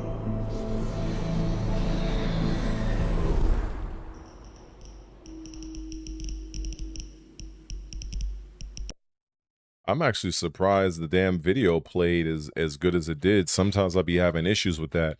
So, some of you probably have never played a Metro game in y'all life. So there are supernatural beings in the franchise. Because I own all of the Metro games, actually. In fact, I actually wonder, you know what I'm gonna do? Out of curiosity, because I've never done it, I wonder if I can actually play the latest Metro game on my stream. I wonder if I can do that. Let me see. Metro. Yeah, so I have the Metro Saga, but Metro Exodus. This was the game. Now, I'm gonna install this and I'm just gonna see what's what with this. But wait, what does it say? Oh, okay, it's still going. Okay. So Metro Exodus. This shit is crazy. Yeah, you gotta see this. So this is the current game right now. Hopefully this will play.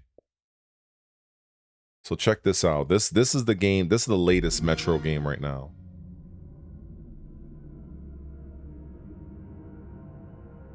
And the skies rained missiles, and the ground burned to ash, and the seas boiled, and people turned into shadows.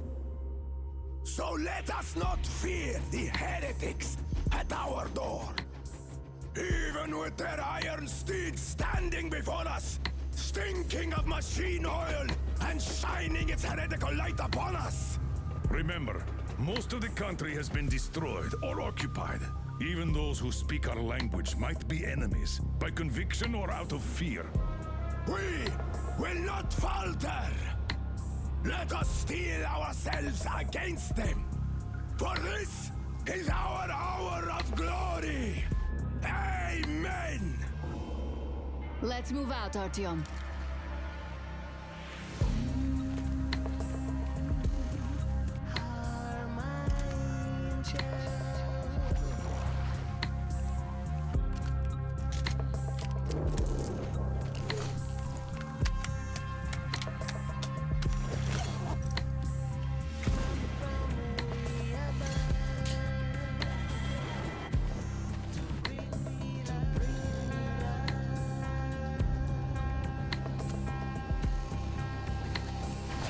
They want blood?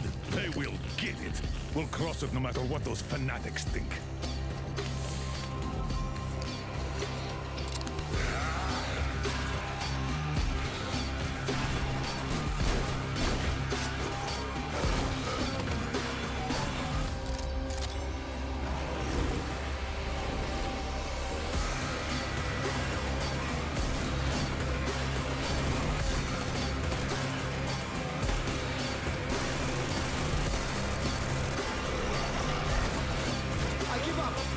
And if the heretics come for our lives, we will stand firm.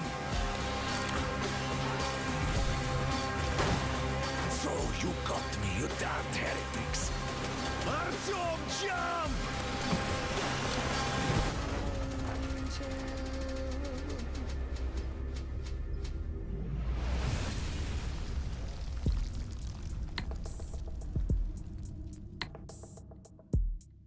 And this is a 7-year-old game, by the way.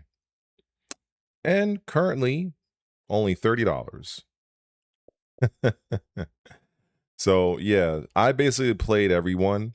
The thing is, when I first saw the video, like the video you just watched, I was like, what the fuck is this? This looks fucking ridiculous. Then I later played the first and second game, the games that came before this. So you're playing as a character named Artyom, and the girl that you saw, that's your wife in this game. But in the first game, it's kind of like, obviously you're new, you end up meeting her, some things happen along the way, you guys kind of fall for each other, and then, whatever, right? Life be lifing. And then it's just a matter of you just trying to survive in the metro, which is what the Russians call their subway. And so for this particular game, Exodus, this was a big deal at the time because this was the first time I believe they decided to go with an open world approach. And you spend a lot of time outdoors, whereas in the first two metros, it was very claustrophobic. It was very much like you were in the subway, very enclosed environments, things of that nature. So it's a very, very strong franchise. If you have not played, definitely suggest you give it a shot. I ended up picking up the trilogy, which at the time when I picked it up, it was like next to nothing. I bought it on sale. But in fact, I think I actually own the physical disc of Exodus, but I ended up buying this was it. I bought this, the Metro Saga. So at the time this was like low cuz I had it was on sale, but you're basically getting everything. All the DLC here from all three games for basically $65. And let me see. So you get, so now this is the first game. They don't have a video for it, unfortunately, but absolutely amazing. If you look at the reviews here, over 3,000 people commented on this game, and 73% gave it 5 stars out of 3,901 people. So that should kind of give you an indication of like, this is some serious shit. So very strong game. I think it showed that, okay, this is almost ready. It's good. Let me see if I can even. Oh, wait. Sorry, this game cannot be played. Oh, that's right. I forgot. They, for whatever reason, I think it installed it to my SSD. I have to install it to the hard drive on the Xbox because I think they updated the game. So I have to transfer it. Ah, god damn it. All right, I guess I'll wait for it to finish, and then I'll transfer it over onto the console. I don't know why it decided to download it to my actual SSD, because you can't play current generation games from an SSD. It has to be off the you know, the more higher end hard drives or whatever.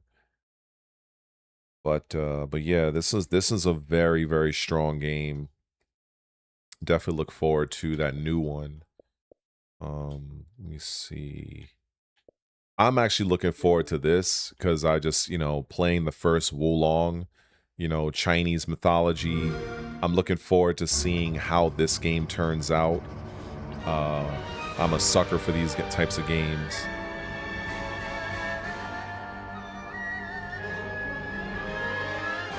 Countless wars have been waged throughout history in pursuit of the elixir of immortality. A champion rises, destined to quell the chaos of this senseless cycle.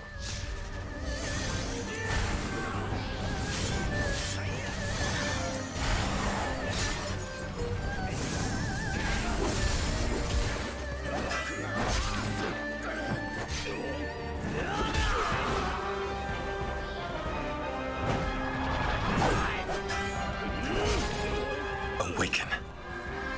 Phoenix.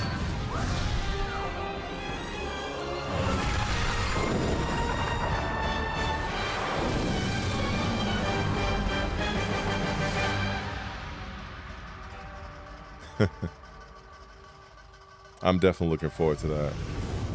So, it was you who set the Red Cliffs ablaze. I wonder if that's a reference to the first Wulong, because I'm still playing through it. So I don't know if the first Wulong is connected to this game, or unless it's like a brand new adventure. I don't really know. But from what I've experienced so far with the first Wulong, I really enjoy the game, honestly.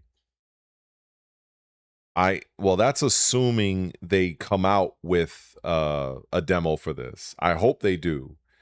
I hope they come out for demos of all these games, but time will tell. This one I'm kind of curious about because I know I've never played a Plague Innocent game. They have 2 games. I haven't played them yet, but I know they're very good. And I guess this is like a prequel. So I guess this is the same character that is taking care of the little girl with all the rats, unless this is like a completely different character. So I'm not sure. That part I don't really know. I know it's a prequel. I just don't know if this is the same chick that's from the first game. So I don't really know. Maybe it's not, maybe it is. I have no idea. Couldn't answer that. Yeah.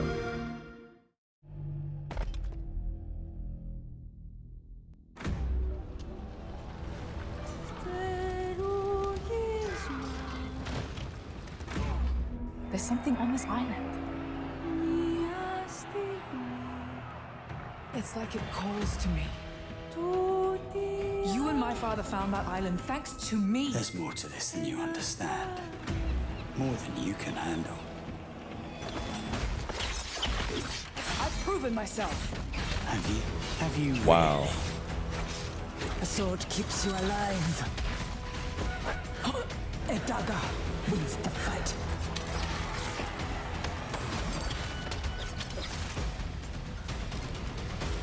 Look at this place. I love the graphics. The only thing, and I think I may have mentioned this before, is that like I feel like I think it's still early, but I would like to see a little bit more animation to her attacks. Especially the first one. I think it was this one. It looks like there's like, it just feels like there's missing frames there when I look at this. A sword. Yeah, it really does look like it's missing frames. A sword keeps you alive. So, but this sequence here I really like. That's a good sequence. So you can see that what she just did in the prior scene, she must have learned from this the black lady right here.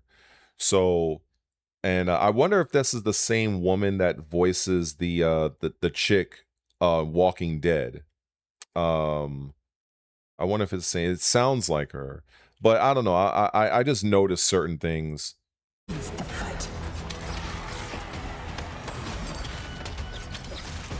That looked good.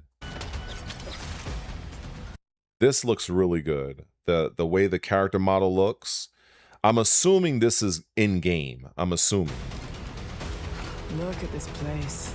It's mad. That was godlike.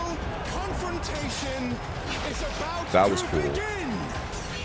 Where are the others? Ezra's dead, Lenny. They're all dead. Move. But you couldn't have said, "Hey, Lenny, you know those ancient death curse rumors? Well, maybe they're true. Still in?"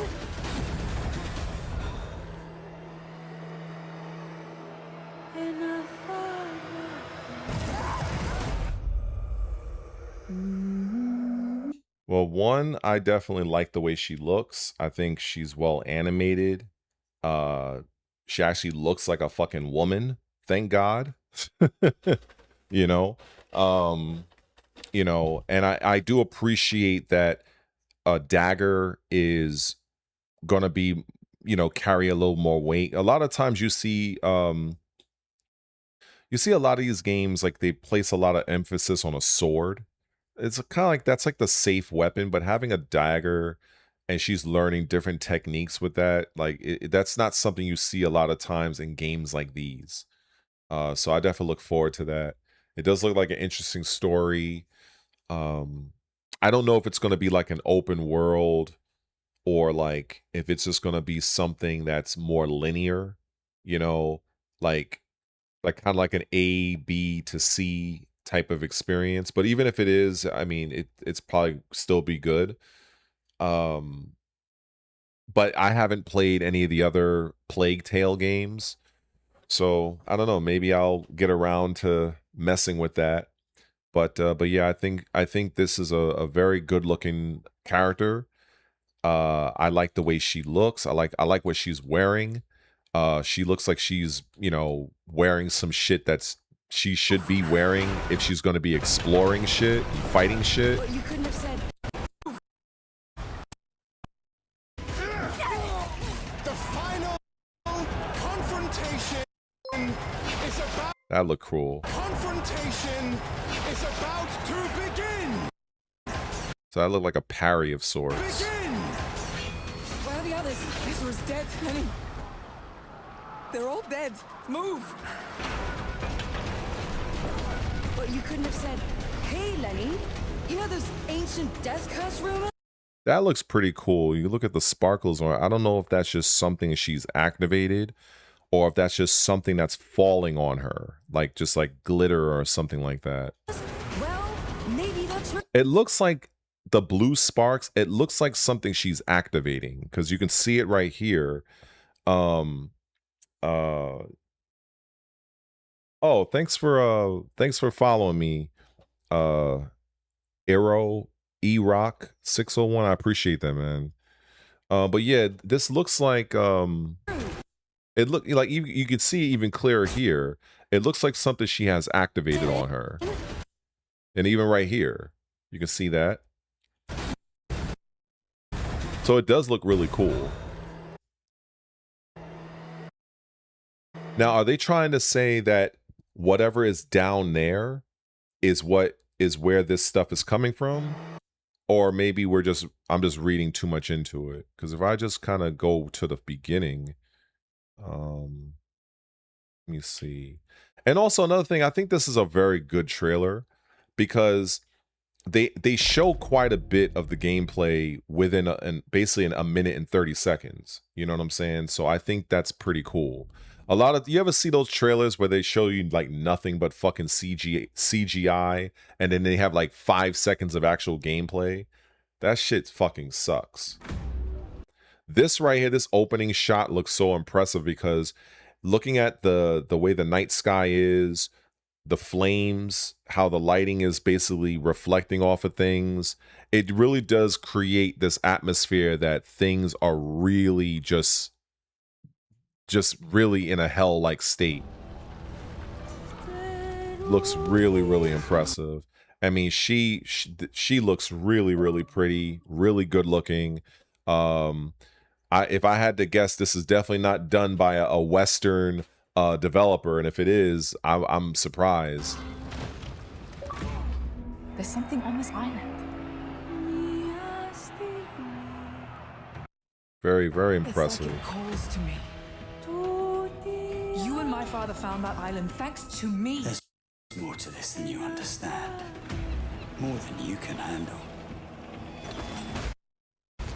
That looks really cool. There's like there is such a fucking good violence to that. Like, it was so well done. Man, get the fuck out of here. And I like how here, how she's holding the sword in a reverse guard. Basically, if you don't know, this is how Naue in Assassin's Creed Shadows, this is how she holds the katana. It's a reverse guard, a reverse grip on how you hold the weapon. That was kind of popularized, I feel, with a game called Star Wars The Force Unleashed, where the main character, Starkiller, he held the lightsaber in a very similar fashion, as opposed to holding it in front of you like this, which like everybody else does. This gives it a little bit more of a unique look. And then so you see that's her first slash. So that's typically like the first opening slash of people that hold the weapon in that way. So she basically comes across her body. You could see how her right hand is still holding it, and then she stabs it for the second, because the way her hand is in a perfect position, right? So you see she turns it inward, stabs it like so, and then she rips it out. See, this is why it's good to slow shit down. A lot of times you may not even caught that. So you see how she actually pulled the sword out. Look at that. And then there's the same opener from before, right? But this time it's from the side. Now she did a second, so she did a different strike. She did a different type of strike. What she did with the first guy, she stabbed him. This one was another slash. So what she did to the other guy could have been like a special move or maybe a heavy attack or something. But this one was different, right? So when she did this, it was the same opener, different second strike. And then she did a third right here. And this is where she looks like she changes to the dagger right here, right? You see the dagger in her left hand.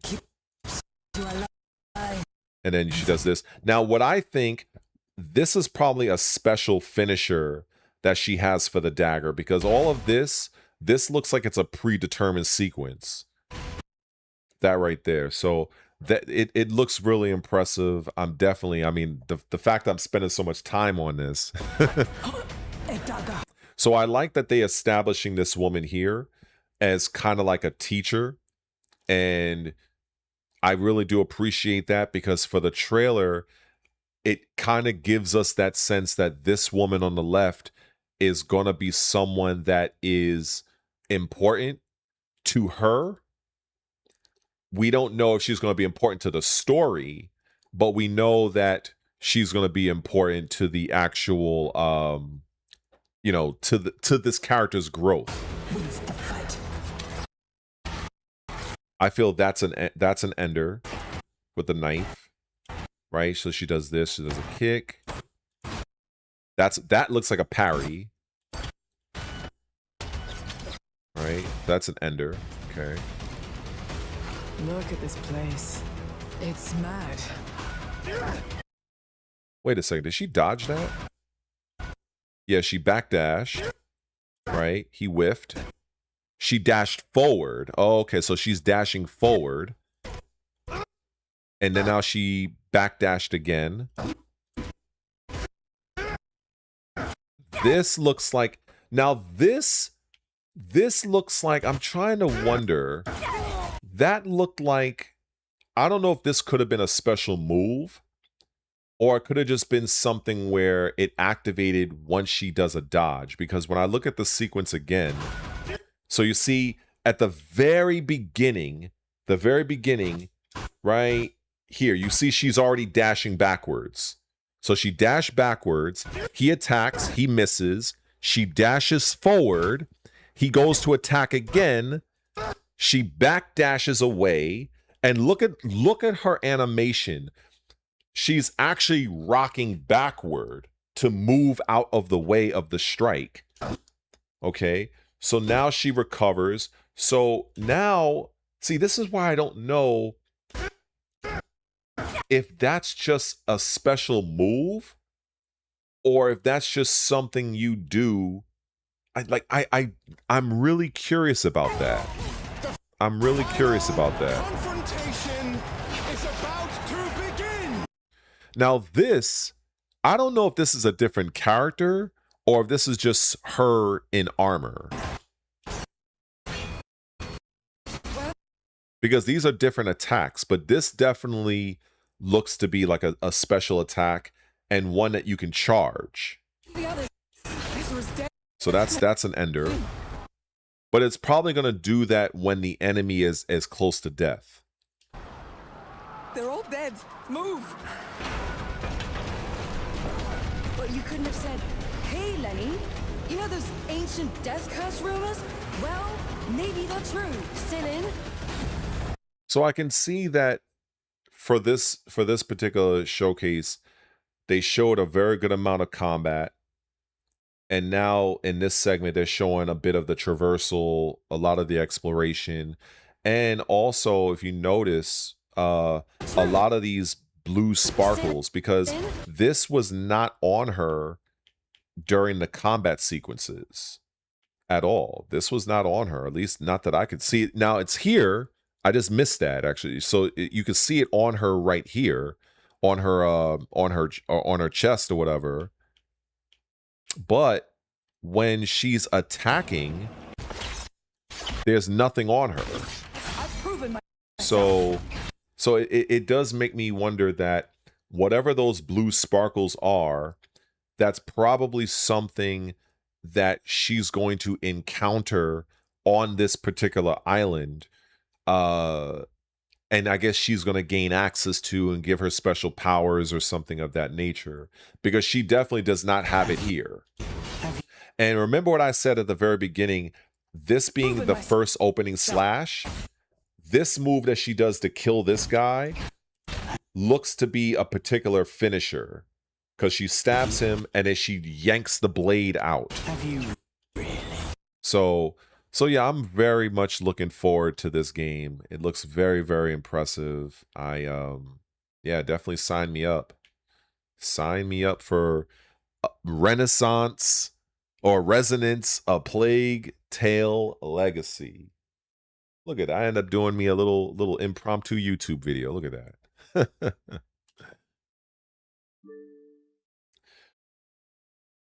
Yeah, the movement looks very good. Let's see. Can I look at the Dragon Dogma? Interesting.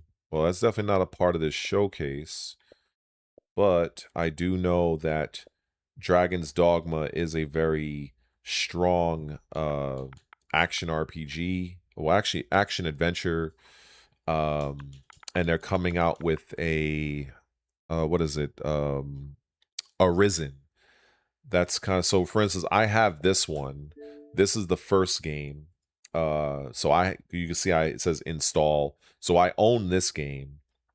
I don't know if I can play this on stream, but so they're doing Dragon's Dogma 2 Arisen or Dark Arisen.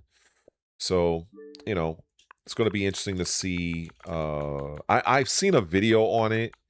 It looks impressive, but I didn't really like, you know, go deep, you know, into it, honestly.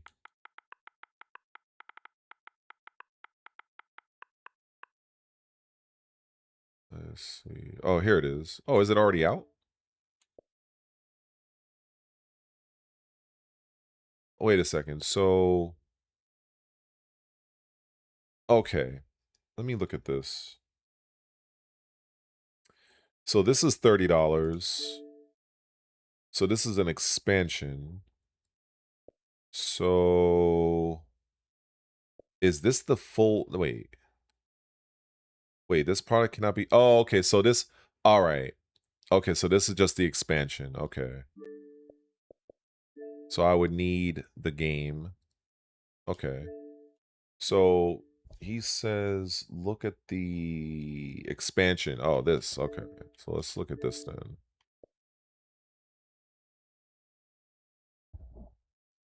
All right.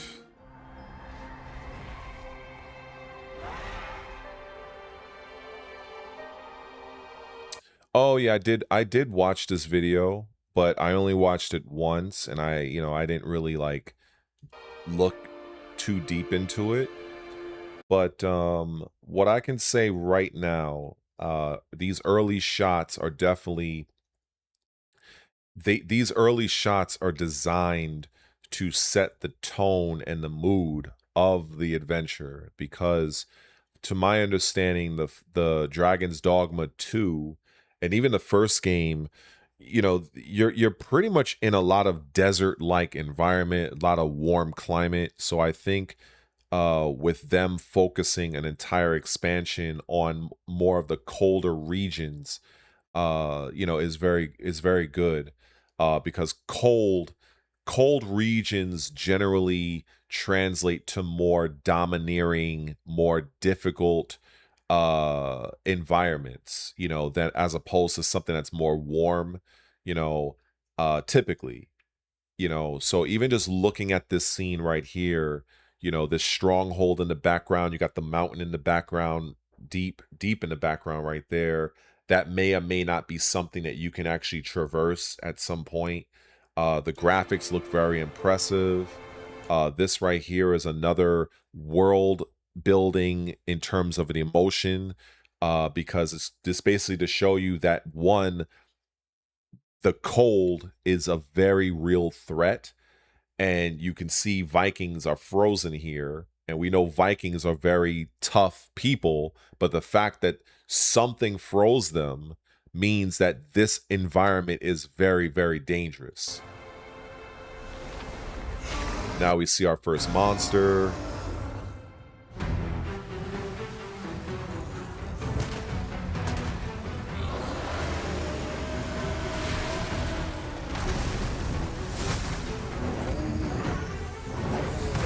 Yep. You shall not harm the Arisen.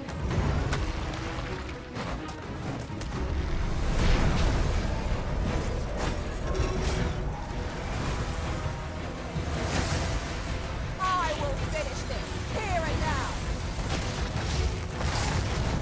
Over here, Master. I can help you up.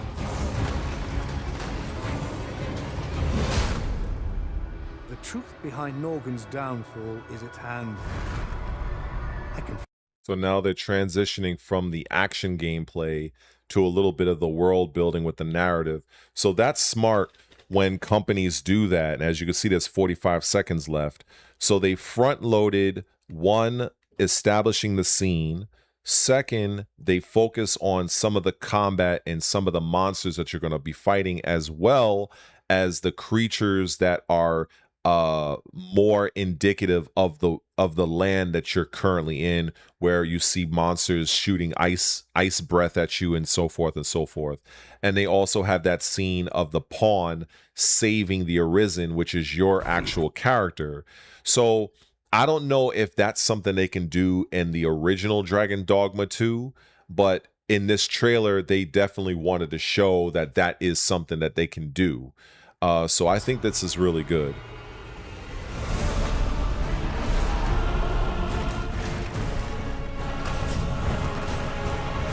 That is probably a likely a new skill or tactic, if I had to guess.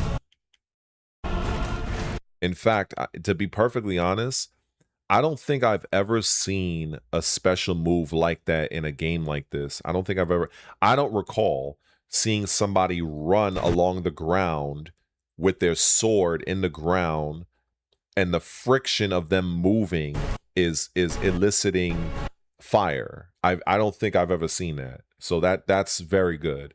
And if they do exist, it's likely not something that's common. And this looks like it's, to me, this looks really impressive. That looks very impressive. I gotta admit that. I gotta see that again. That's godlike.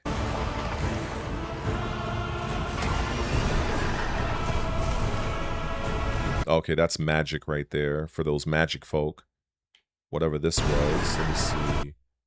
So I don't know if this is wind or if this is just like some necromancy type shit, like entropy or something.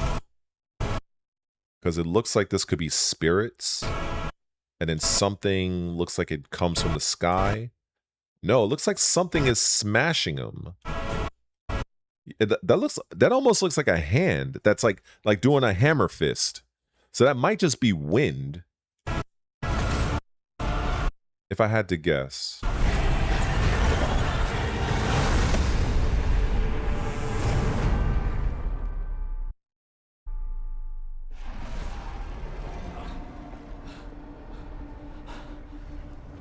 Arisen. 'Tis a burden I alone must shoulder. Interesting. I'm gonna definitely be keeping my eyes on this one. This chick, she must, well, one, she looks very nice. She looks well animated. And also... Arisen. 'Tis a burden I alone must shoulder. I like the voice acting as well. Sounds good. She had a sense of duty, and like she had that tone in her voice, like, I'm going to fulfill my duty. This is likely going to be my last stand, but I'm still honored to do it. She had that kind of tone in her voice. This is likely, if I had to guess, this is probably something that's going to happen toward the beginning of the game. And maybe this is a pawn that is kind of a noteworthy person. And I guess this is kind of how the expansion is probably going to start, maybe. Because obviously, whatever happened to your main character probably got fucked up by this dragon-looking creature. And so I guess she decides to step in and she's going to make the sacrifice. Very impressive. Very impressive. Man, look at that. I end up making another video. Shit. Who says old Red Related can't do reaction content? Oh, boy. Damn, I've been on stream for like damn near two and a half hours, and I haven't mashed any buttons. Oh shit, that's hilarious. Oh wow, somebody asked if I'm buying Grand Theft Auto 6. Likely no. I'm likely, I've never really been one that was interested in Grand Theft Auto. I think I played Grand Theft Auto 4, like the very early, like the beginning prologue of the shit. And I just, like, Grand Theft Auto, like, I'm not, you know, I'm not foolish to not recognize the, you know, the power of the brand, but it's just not something that really hooked me. You know, it just, like, I have a very harsh take on the game that I feel like if I were to say it, there's probably going to be people that will say, well, then you haven't played it, so how would you know? But I just, it just like I'm just not looking to sell my soul to go and play Grand Theft Auto. I just never been that guy. You know, give me something like a stealth ninja RPG type game, then you know, now we're talking. But a game like Grand Theft Auto, I just, you know, it wasn't really something that really moved the needle for me. But you know, I'm well aware that it's going to do big business for the industry. They're projecting that it can have like 1 billion sales or some crazy shit. So I know some people right now are talking about the price of the game. In fact, let me see. Grand Theft Auto. Yeah, here it is. GTA. So this game, the standard edition is $80. Basically with tax, it's going to be 85 and change for the standard edition. So what's going to happen likely is this game is going to set the precedent of potential games in the future that's going to have the $80 standard. That's what I see. Because other games are going to look at this and feel like, look, if they're charging $80 for their game, then why the hell shouldn't we? And you know, this was something that the game Avowed caught a lot of flack for back when Microsoft was pushing that game, and you know, it was later reversed, you know, because that game was going to be $80. But while everybody was bitching and complaining about Microsoft, people just basically forgot that it was Nintendo that came out with that high-priced game. I think it was like Mario Kart World. And so people just like this is what I say. When it comes to Nintendo and Sony, when they do fucked up shit, I notice that the gaming journalists tend to have a very short-term memory whenever they fuck up. But if Microsoft, God forbid Microsoft does something, it's like the end of the fucking gaming industry. It's just something, when you follow all three companies, you can't help but not notice certain shit. Like there's a lot of double standard when it comes to this industry. But basically, to digress, yeah, I definitely foresee moving forward, especially into 2027, you're gonna see more games that's gonna have this price tag of $79.99. You're definitely gonna have that. So be prepared. Be prepared. In fact, oh, there's a video for this. Let's see what the video is. I'm curious. It's a minute. It's 90 seconds. Oh, I think it's an older video, but I haven't seen it in a while. Do you know why you're here? Bad luck, I guess. Yeah, this is an old video, but I haven't seen it in mad long.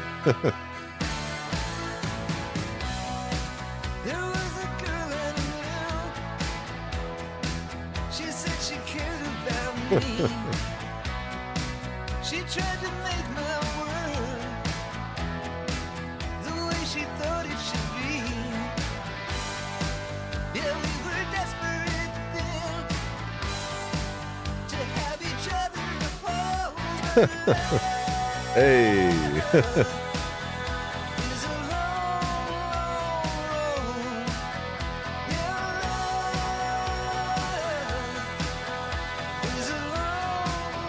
Well, look who's back.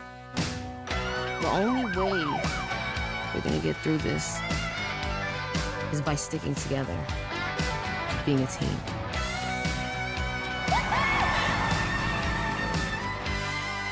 Trust? Trust.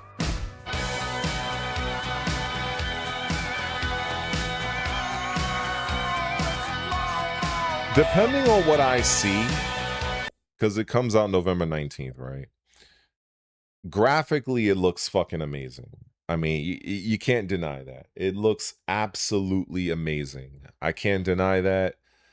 I mean, you got random chicks twerking, and they looking well animated, well fed.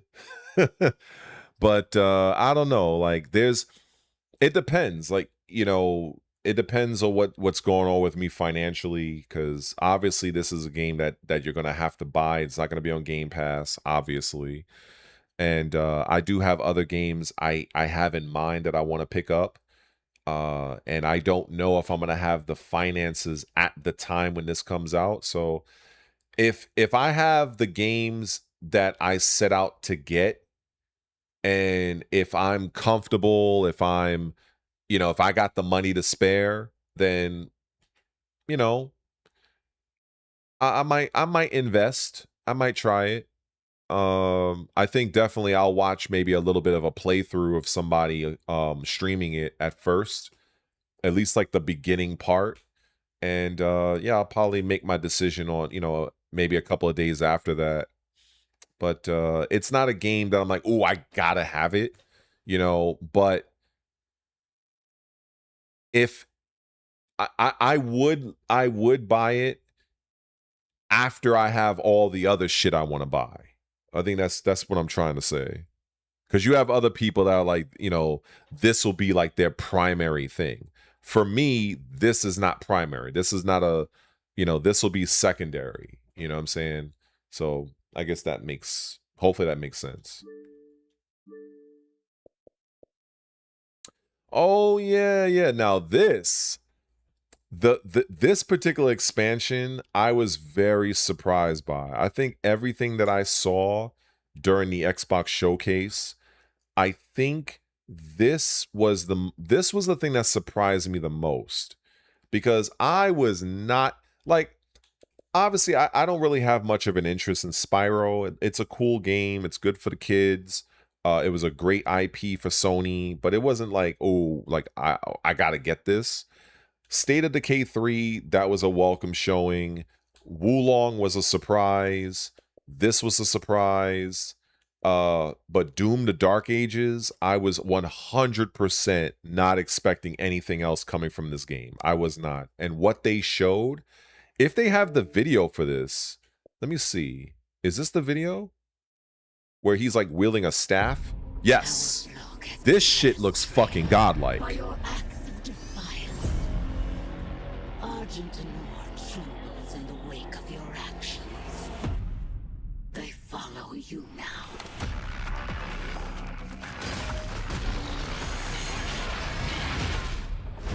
The Council has chosen. Beneath this chamber will be your tomb.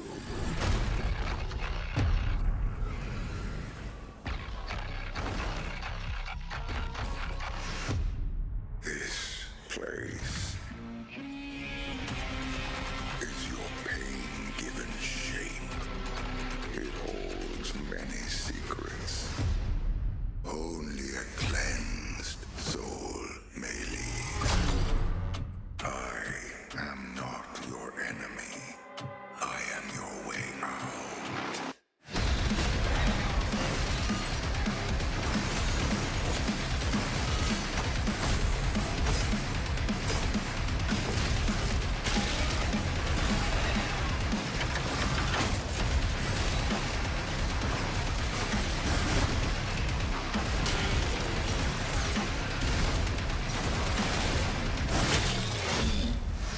With the Slayer gone, have you not found peace? The demons, they have retreated. Their war is with him.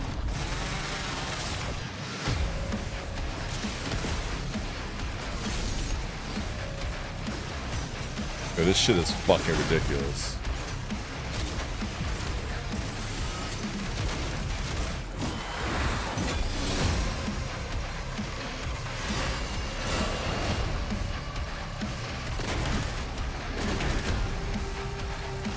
The Slayer is alive, and we're going to find him. Oh shit. Yeah, this is ridiculous.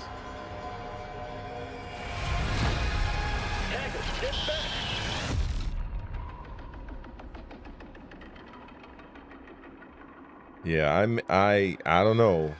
This looks absolutely ridiculous. So basically, So it looks like, let me see. So when you get this staff,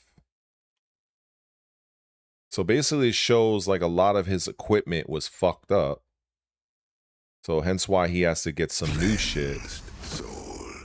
Now it's like you're really living out that Spartan type environment, like that Spartan lifestyle or that experience. I am not your enemy. I am your way out. Like this game, this is a game. The people that are at id Software, the ones that do this game, they are such masters at bringing out the best in console hardware in terms of optimization. I don't think I've ever played a Doom game from Doom 2016, Doom Eternal, and Dark Ages where I really experience any hardware issues. They play phenomenally, buttery smooth. The soundtrack is absolutely fucking godlike. The action is like if you look up action in the dictionary, you should see Doom, like literally. I like that you can make the game as difficult as you want it to, and just the way you can kill things. Like you just get so creative in how you attack things. So you can throw it. Oh, okay, so you know what that looks like? That looks like when Kratos throws his staff in God of War Ragnarok, that it just kind of disappears and reappears in his hand. So it's not like you're throwing like a physical javelin. It's like, because it's never really leaving you. Like you always have it. It's kind of hard to explain. So he just threw it again, but he has another one right there. So it definitely shows it has some sort of magic properties. And now it's green. So I guess, let me see. So we see it's green here. So what the fuck was that? What was that? Oh, that looks like a chain that came out of the right weapon. Yeah, that looks like a chain. So, okay, so obviously this broke his guard. So you see the shield? Yeah, that broke his shield. And then he just went in, gave him a fucking, this is Sparta kick. Now, I know these green things, you can parry them. I know that. And that's what I think that's what he did right here. So it looked like he just parried it with the staff. And when it went back to everybody, it looked like it hit everybody. Yeah.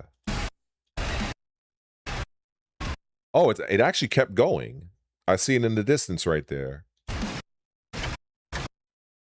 So he throws this. It impales this guy. Okay. Again, he parried that. Throws it. Oh, he charges it. Okay, so he charged that one. Right? See, he charges this one. So that's a charge strike. All right. Oh, that's. I wonder if you could do that anytime. Oh, nah, I love that. Yeah, that one's good. I think it's like a fucking mace or something. I know in Doom, like in the Dark Ages, you only have access to that like about 3 times, I think.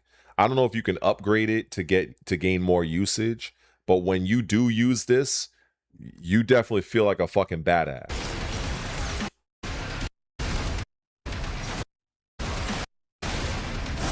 Damn.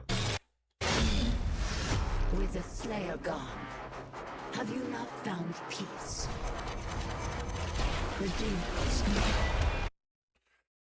If I had to guess, I remember at the beginning of the trailer, you seen a couple of things that were broken.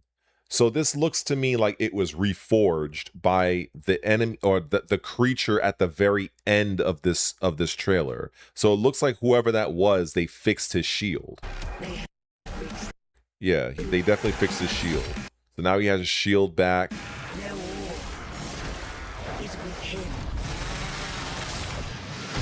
Okay, now we got the shield. Okay, now he does a fucking get over here.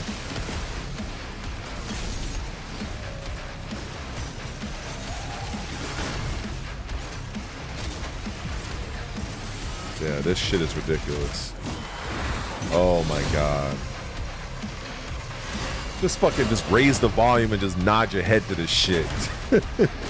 The Slayer is alive, and we're going to find him. Now this guy, who the fuck is this guy? So, okay, wait a second. The Slayer is alive, and we're going to find him. So I wonder if this is the same person that had the shotgun. Because he has 2 crucible blades. Huh.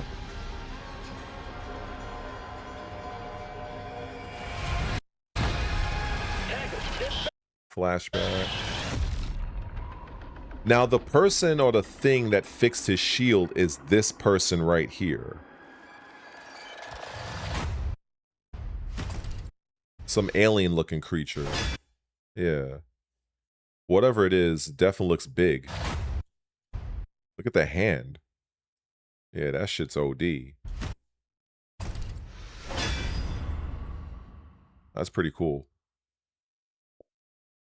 Yeah, I may have to invest in that. Let me see. But if it's, since it's already on Game Pass, the actual expansion, let's see, in the bundle, where would it, is it this? I think it's this. No. Can you buy it separate? You should. It says in the bundle. Well, this is the main game.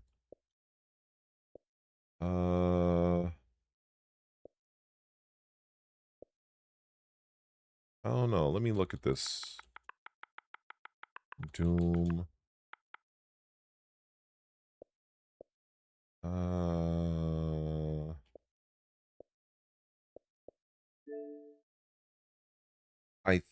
Oh, okay, this is it.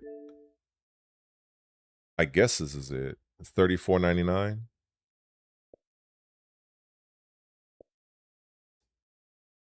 Oh, wait. Oh, no, this is everything. It says includes the base game, the Revelations campaign DLC. Oh, okay, this is a good fucking deal. So this shit is only $34.99? So why the hell is this $80? DLC. What else does this have? I don't know. But either way, if I do commit, I'll likely be picking up this version.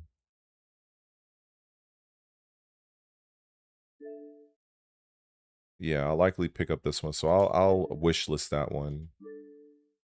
But definitely looks very, very impressive, if I have to say so myself.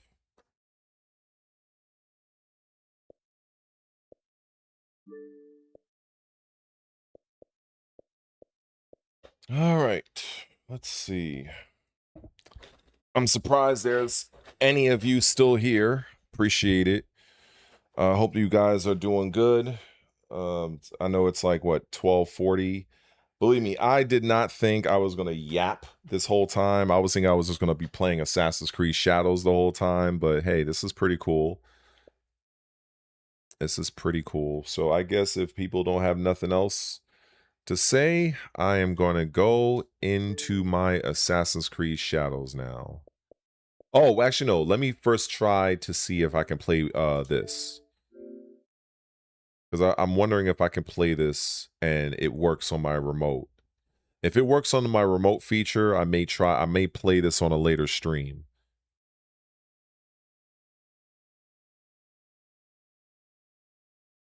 I'm just waiting. Hopefully it don't take forever.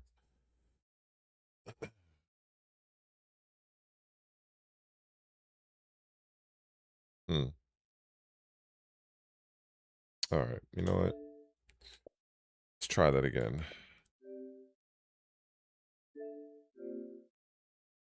All right, Hyperstark. Enjoy your rest.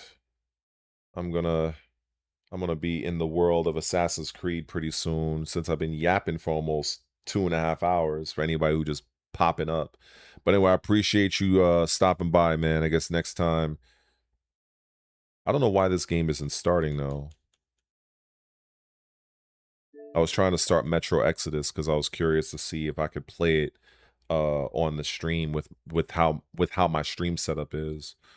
But I guess not. Maybe I'll try another day. So let me look at this sale real quick. This is a Game Pass fighting game sale. So we got Undisputed for $20. Virtua Fighter 5 Revo. I actually own this game. Now, this is a fucking great deal. I gotta admit, this is a great deal. Even though people may shit on Mortal Kombat 1, but at the end of the day, to have this game for only $10, that's crazy. So I'm gonna have to pick this up before this sale ends. This is a great RPG, by the way. This is a Battle Chasers. This is a really good RPG. Injustice I actually own. Let me see. Like I said, I'm not really an anime nerd like that, so but I'm pretty sure some people would love these games. Tekken, I have no interest. Virtua Fighter 5 Revo, and this game costs now $12 with Game Pass. See, now this is what Dead or Alive 6 Last Round should have done. They should have sold this game at $19.99. And everybody would have just been like, okay, it doesn't have rollback. It doesn't have crossplay. It's basically a shameless copy and paste from a 2019 game. But at least it's only $20. But with them trying to charge 40, yeah, that was the deal breaker right there. That was the deal breaker. So yeah, all of this is just DLC. All right. Let me get on to my Assassin's Creed. I yapped enough. Let me enjoy my game now. I shared a lot of wisdom earlier in the stream for like the last 2.5 hours, so now I get to have fun.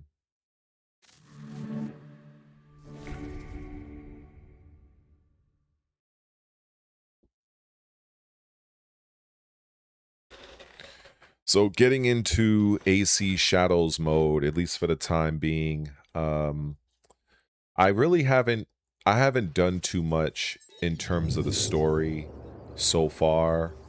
I've taken out the first major target for Naue. I know I have another target I have to take out.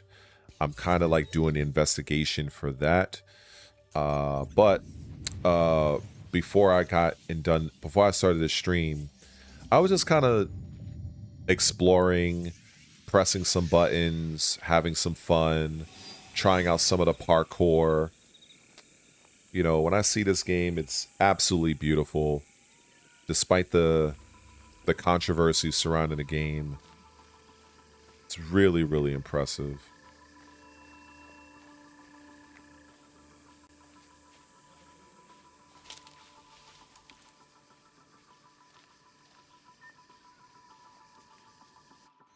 So I got all my scouts back.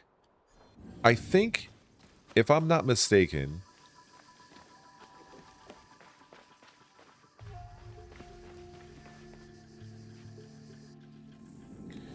I think this building that I have, I didn't really interact with this too much. Let's see.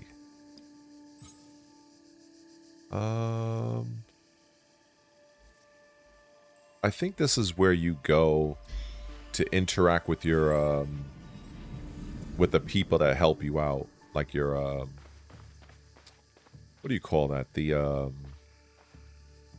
people that help you and shit like that. Your scouts. That's what I was trying to say.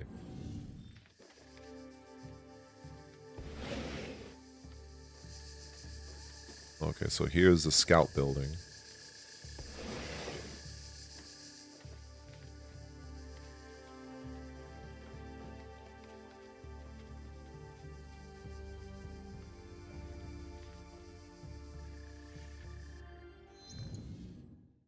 Okay, contracts for each province of Japan are posted on their contract boards. Completing contracts is a great way to earn extra resources and loot. Contracts refresh when the seasons change. Interesting.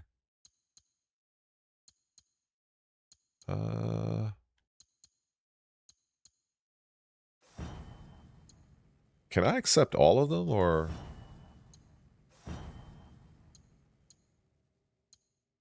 I guess I accepted all of them. So. Oh, okay. So we're tracking that one. And this, refill supplies. What's this? Oh, my storage. Okay, so I can put stuff away if I need to. Tag an item.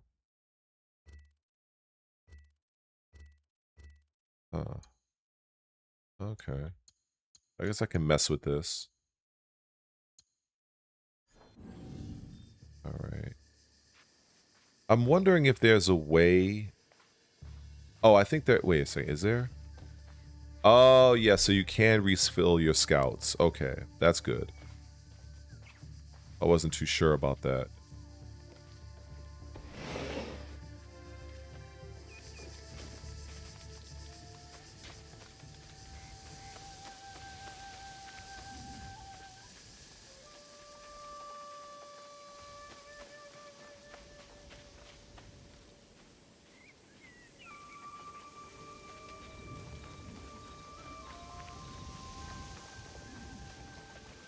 Alright, so what I'm going to do...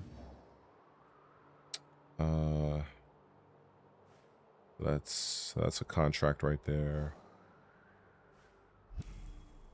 I'm going to go one of the objectives. And so I got to take care of this guy. So we're going to go after this one.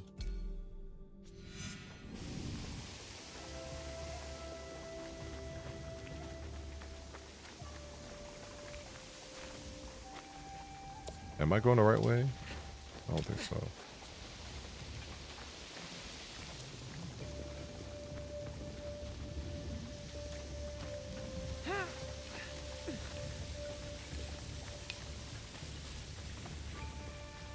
Okay, so now I'm exiting out the valley.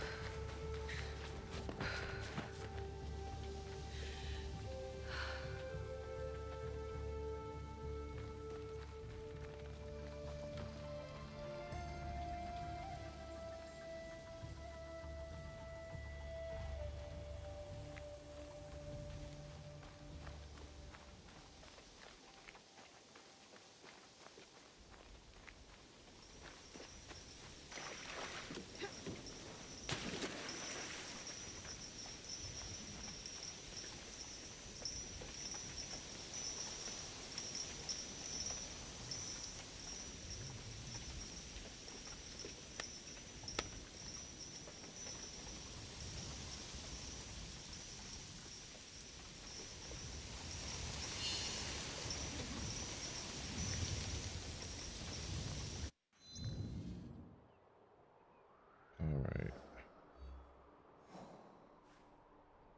Okay, so Sakai. Well, actually, you know what? There is something that I could get now that I have all of my my scouts back. If I feel like doing it though. Like, there were some things I know I could have looted. Yeah, I think it was this. But I think I'm going to try to stay on mission. And I want to try to complete this. So, alright. Sakai, Western Setsu. Setsu.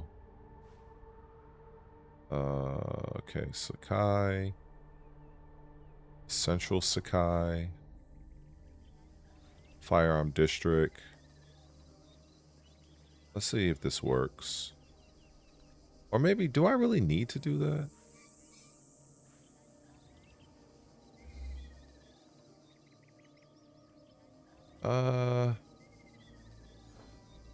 I'll try to find them on my own. I think that's what I'll do. Let me just set the marker here. All right. So we got a long trip.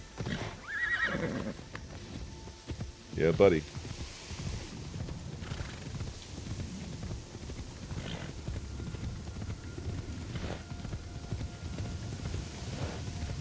Maybe I'll come across some action on the way, along the way.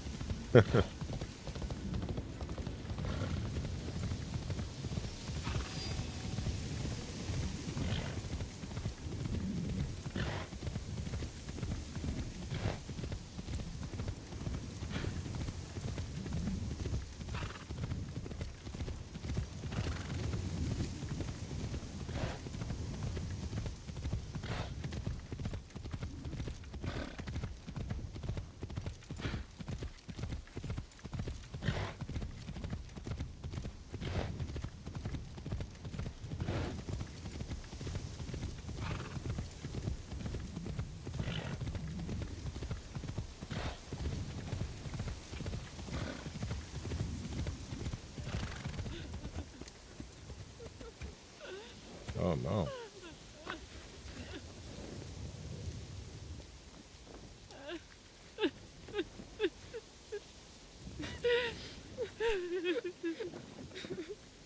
Damn.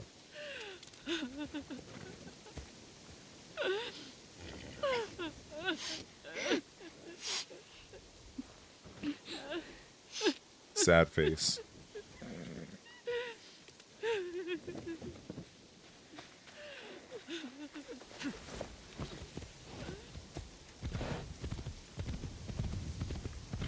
I don't know what happened there, but...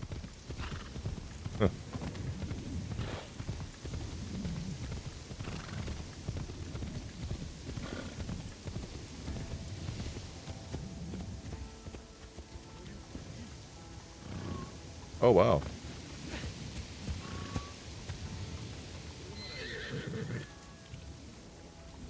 I'm bringing you home.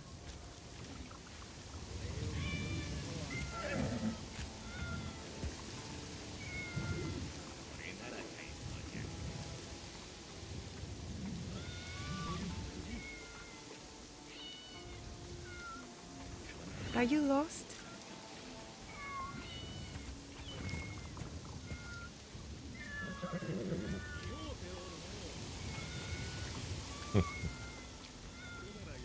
That's nice.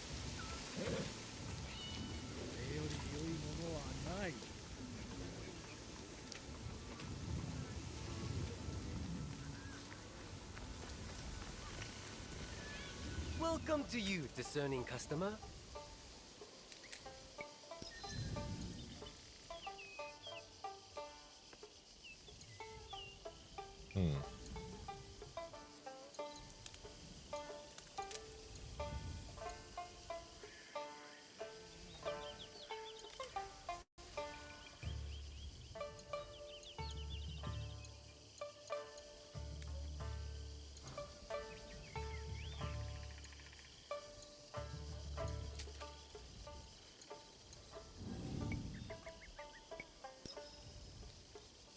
Farewell.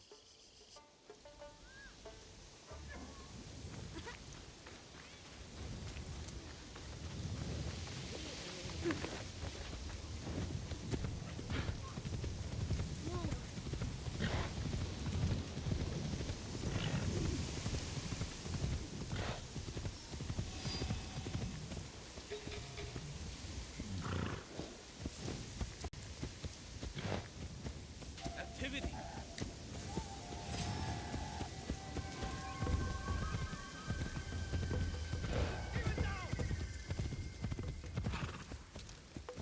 I don't know why the hell they're after me.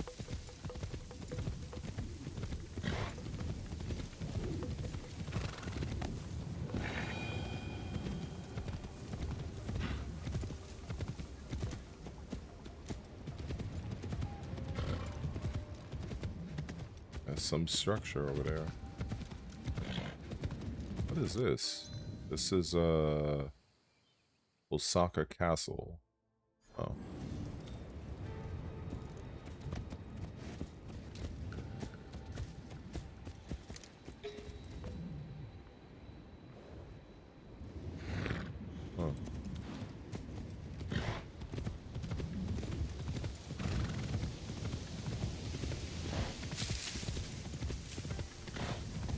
definitely a massive structure.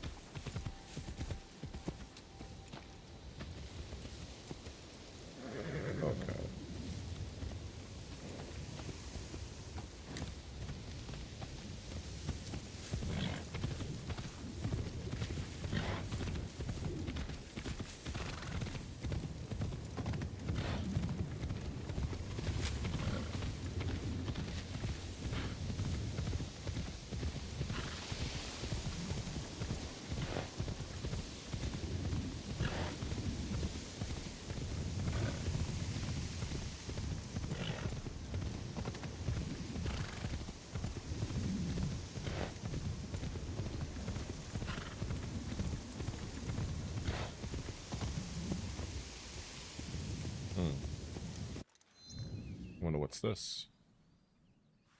Oh, okay, I was here already.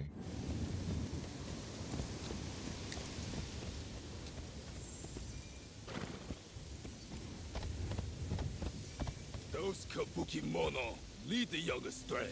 Have you seen them at the shrines? They don't bow, don't ring the bell. They walk along the center path like they were gods. If the Kabukimono want to challenge customs, they should target people who can change them.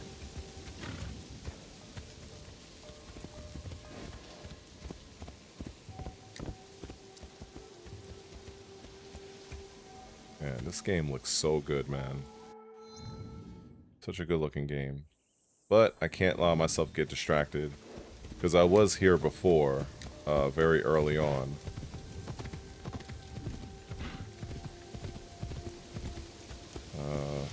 Let me go down about 400 meters away from where I need to be.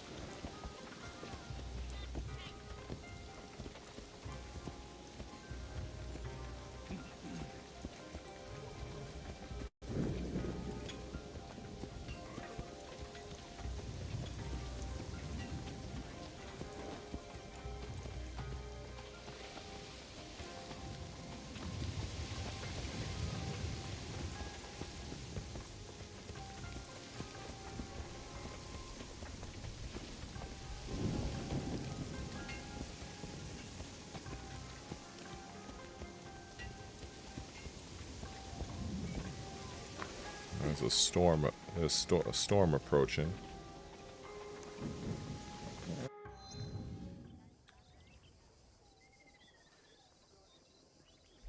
All right, let's see if we can find our guy.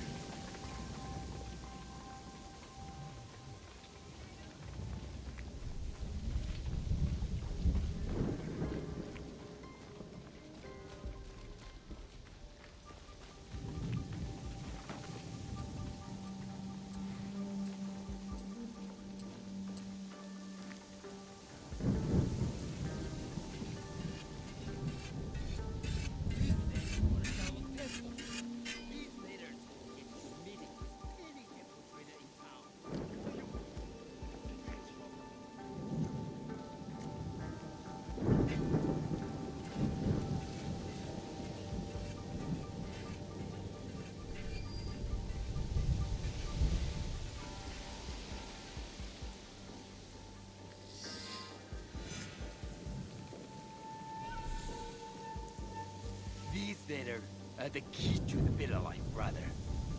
Access to Imai Sokyu himself. He may invite you to a tea ceremony. You are a fool! Sokyu-san knows me. He won't believe that I suddenly hold contracts for 30 bars of silver for the Portuguese of Nagasaki, or a shipment of Tanegashima Teppo for Oda Nobunaga. These forgeries could fool Lord Nobunaga. One bears his seal. That looks suspicious, even by Sakai standards. If I am caught in this lie, I'll be barred from all trade. You have wasted your mon on these forgeries. I use you, mon, since you would be the one to profit from this. What? My mon? How much did this cost me? Huh.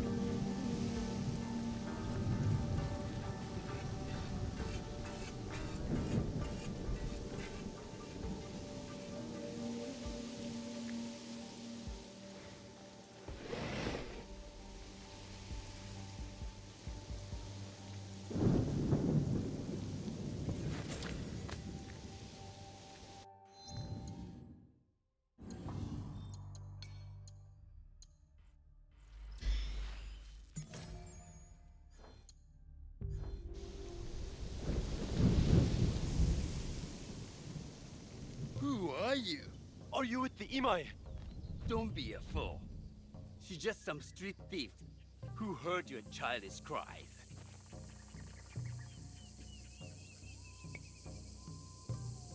We all work for the Imai, do we not? Everyone in Sakai knows that. You don't look or sound like you from Sakai. Don't be stupid. Not everyone who works for them was born here. Who is your contacting House Imai? Sokyu's son or his daughter?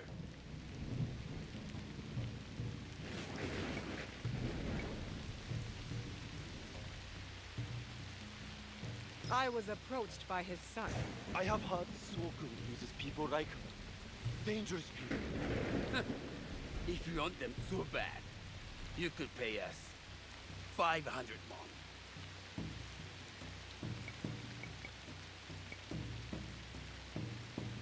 I don't have that much, but I can get it. Get it quick, or I will find another buyer. Don't worry. You'll get what's coming to you. How much money do I have? Let me see.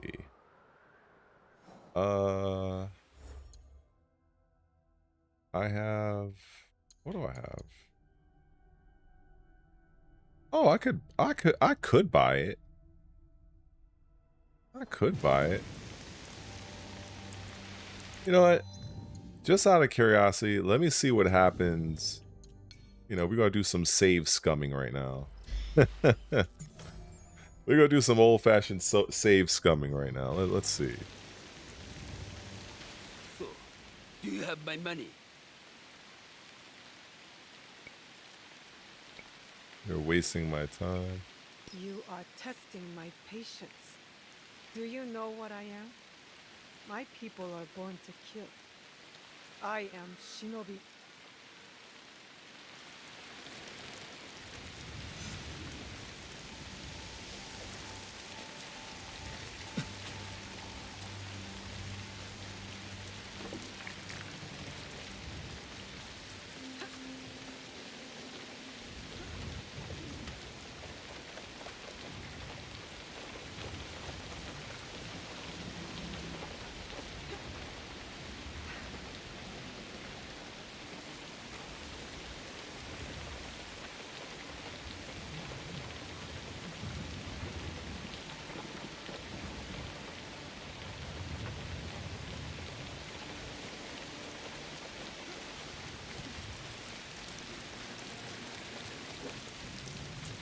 Can I knock him out? Oh, I can.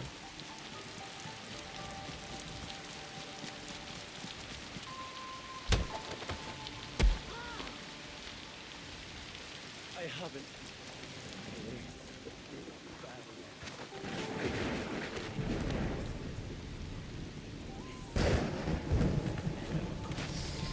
There we go. People look hungry. Are the Kabukimono taking their food?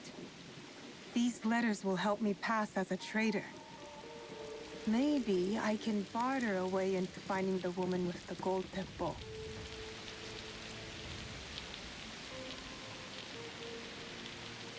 So that's what happens when you just go and do whatever.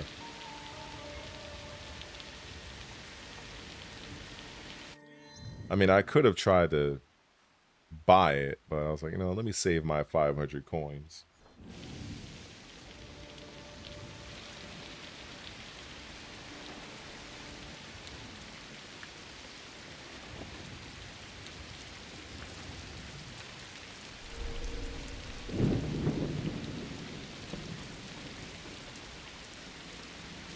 I can't let them see me.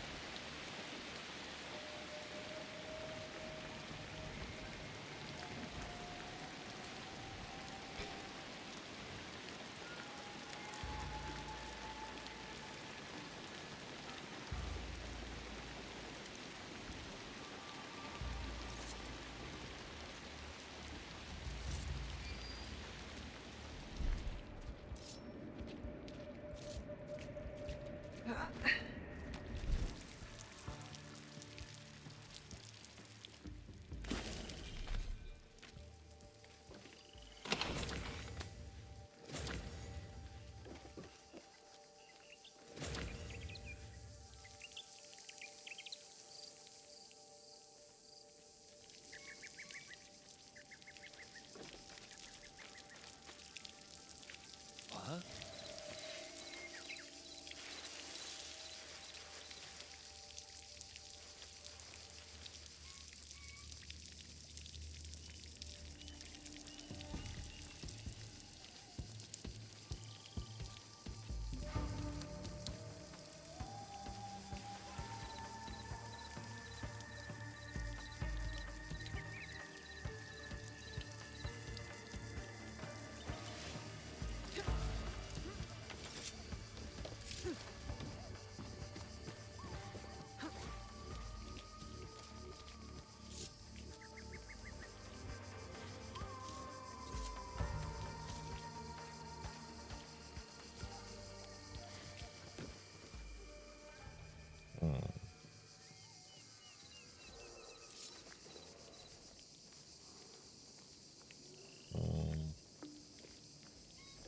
I have to get rid of this guy, huh?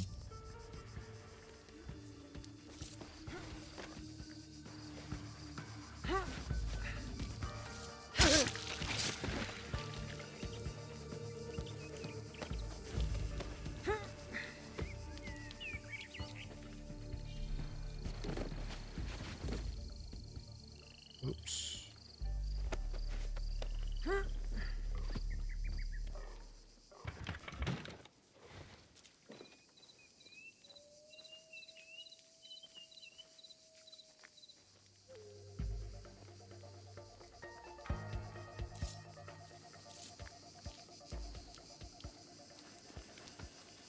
Oh, I thought I can get through that.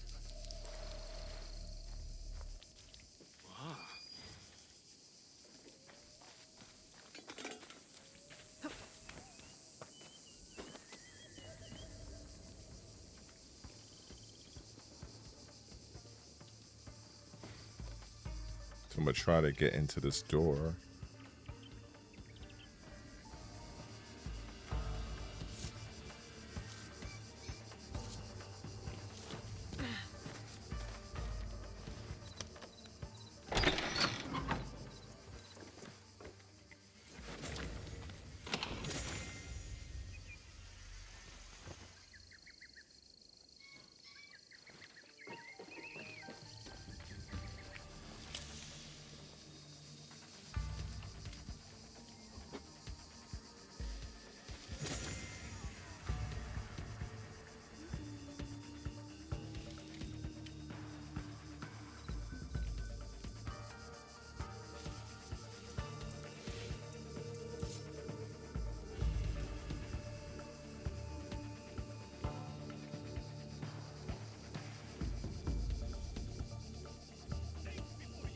Oh, wow.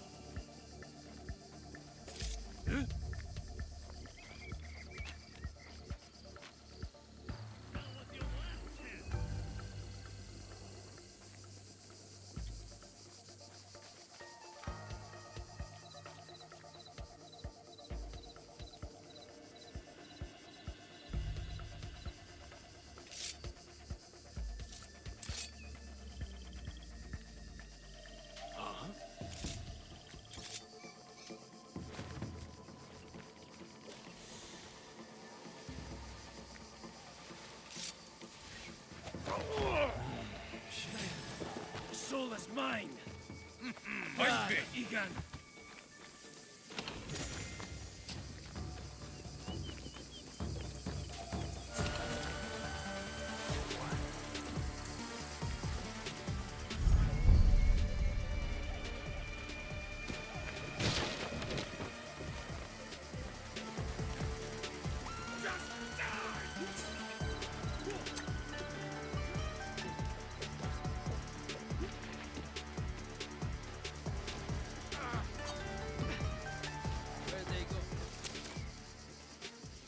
Look everywhere.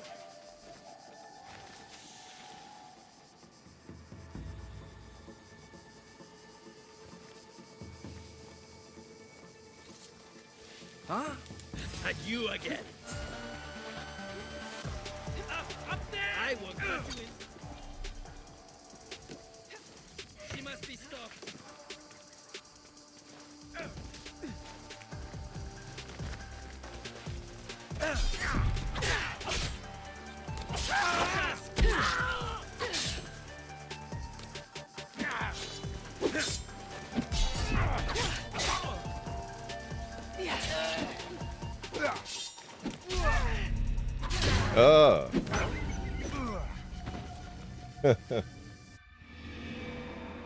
Yeah, buddy.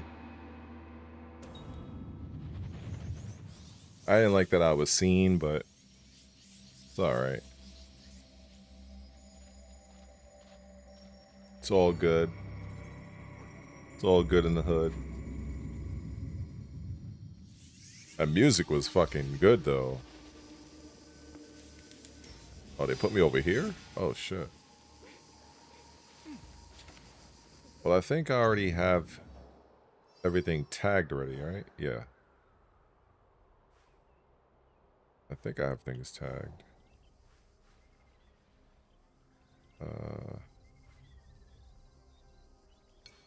Did I? Unless I... Okay, I think I did. Alright.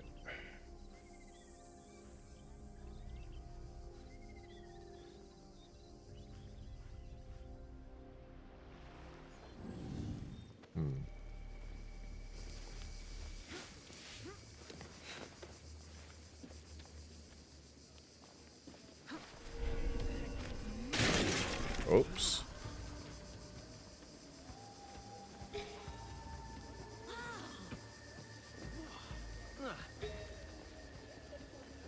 Hmm.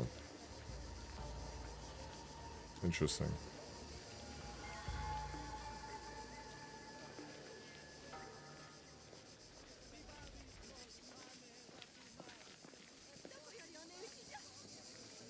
The guy's still knocked out.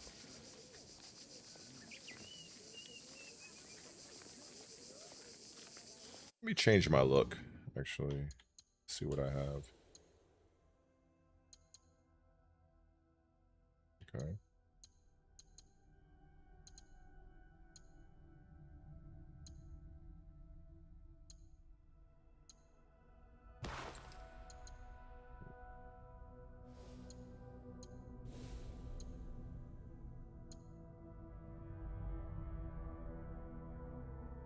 Huh.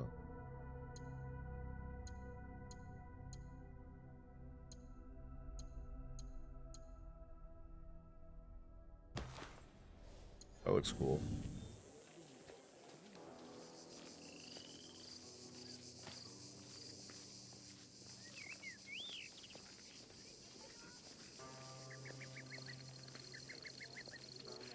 Please have a look.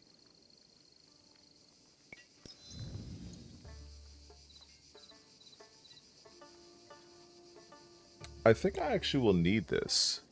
The T-Bowl collection. This is a quest item. I'm gonna pick this up right now.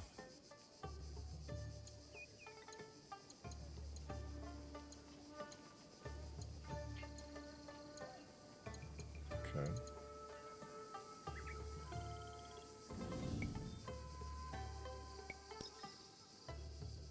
You will return, I know it.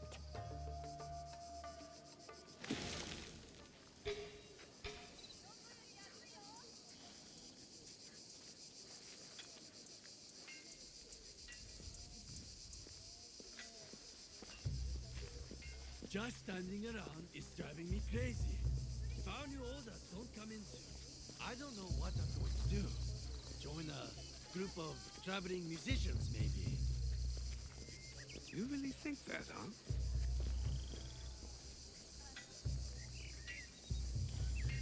Huh.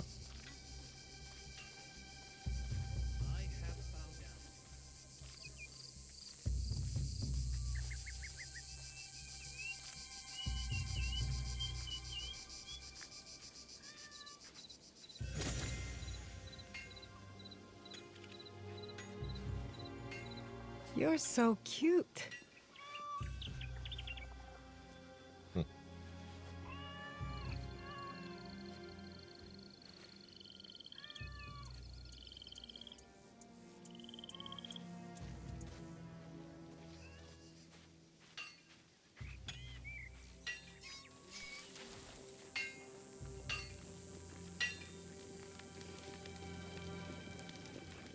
Oh wow.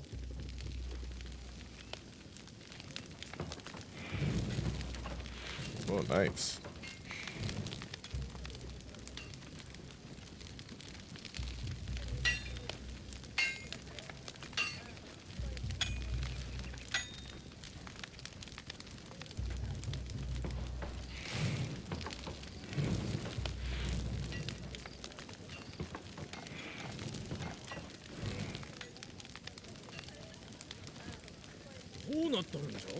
Oh.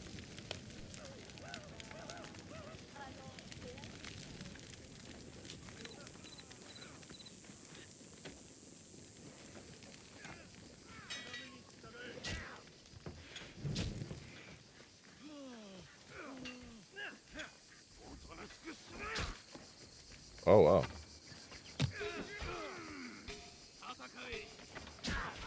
What in the world? Yo. Oh shit. Dead ass?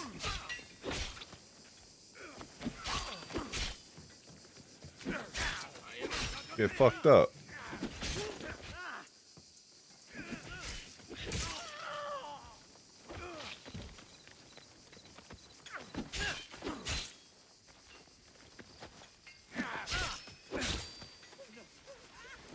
Oh.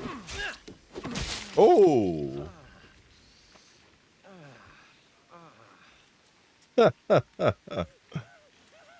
Yo, that was godlike. What? Oh, don't come this way.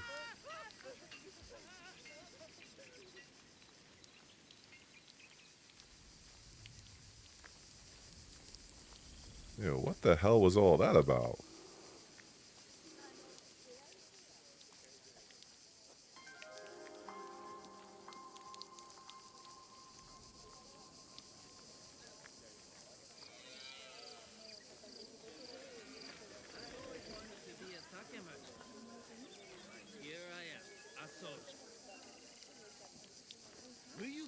quiet.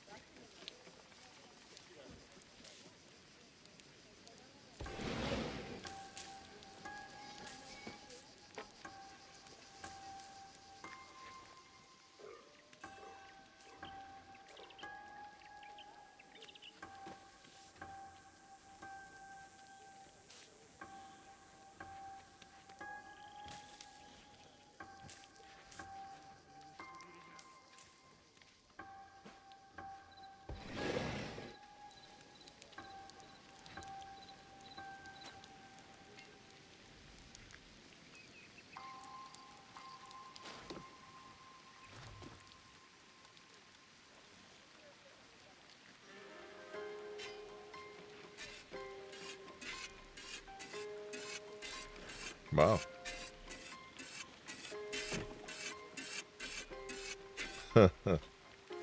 I think that's worth a picture.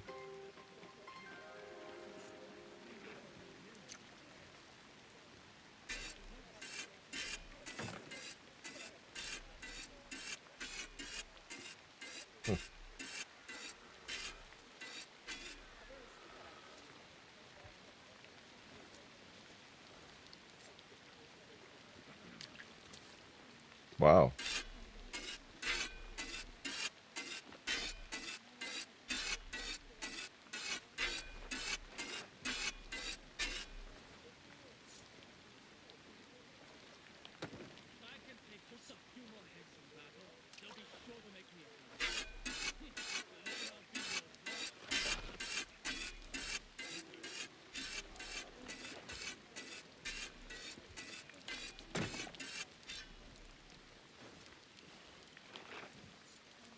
I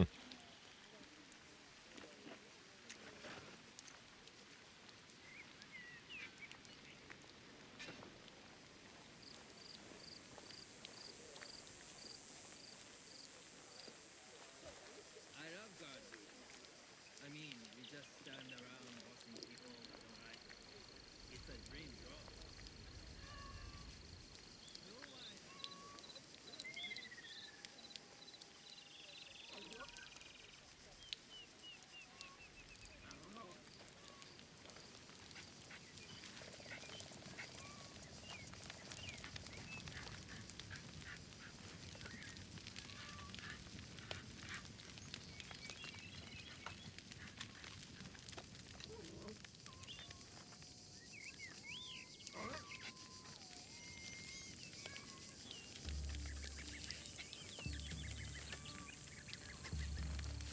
You're a friendly thing.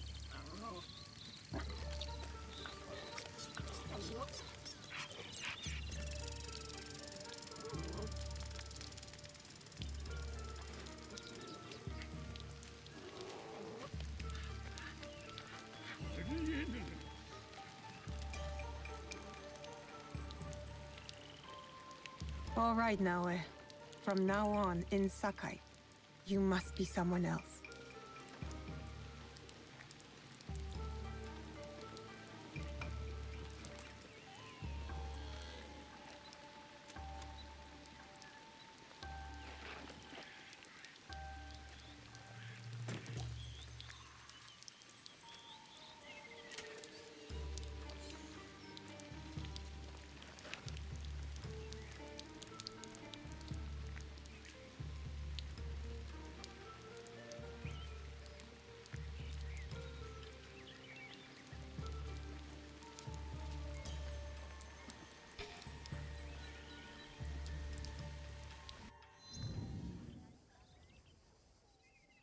All right, so it says he's in Western Sakai. No, Western Setsu. So, okay. Southwestern Sakai. So that would, I guess I'll be around here.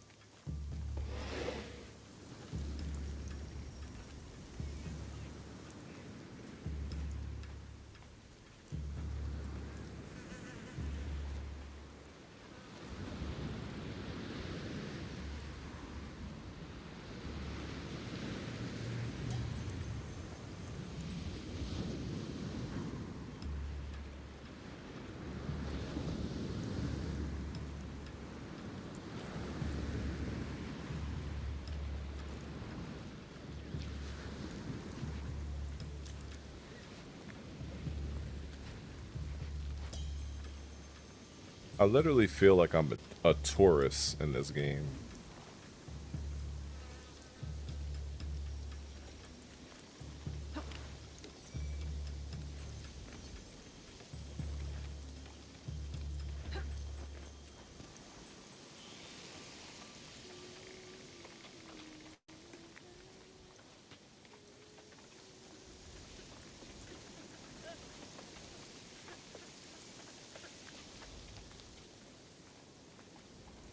All right, so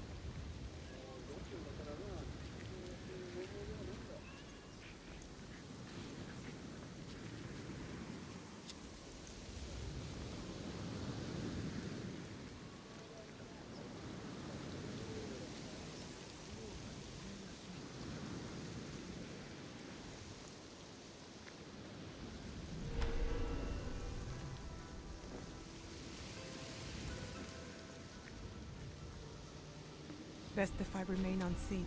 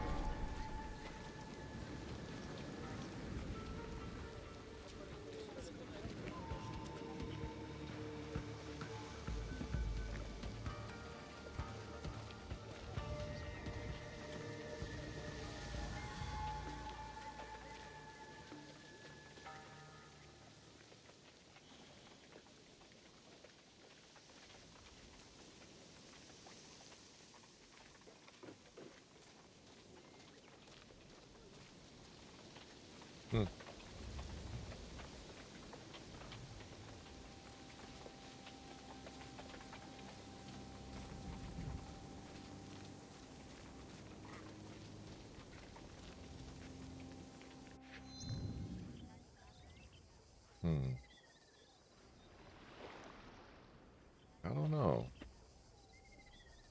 Western Setsu.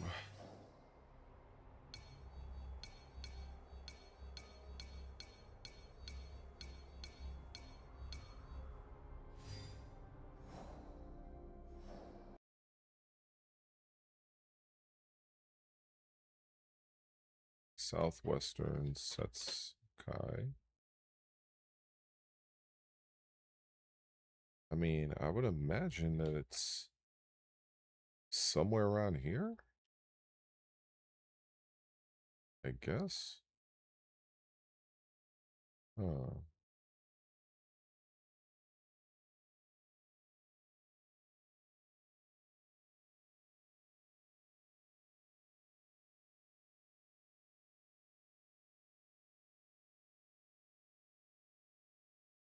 Hmm.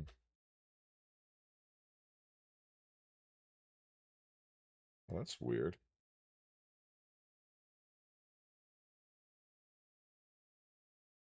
I don't know what happened there. I think my damn let me reestablish a connection. For some reason it just kind of knocked me out. I think the stream is still going, but let me reconnect. Because sometimes I don't know why, you know, that just happens from time to time. I guess it just loses a connection. So it should be reconnected in a moment. Okay.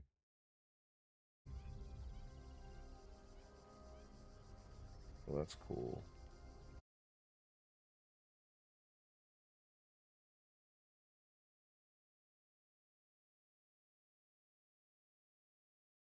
Oh, what in the hell? Oh, wow, that's weird.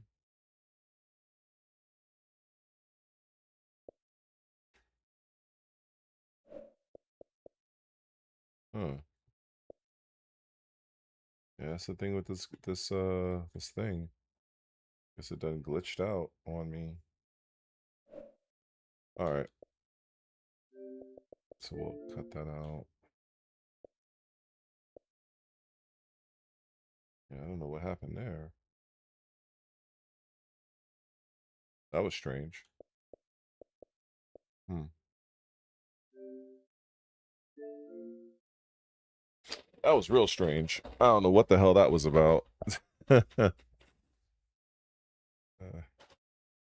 Maybe that's a sign for me to like take my ass to the store and get a quick bite to eat.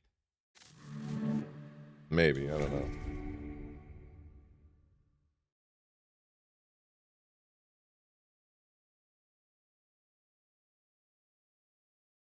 But I do want to find that guy.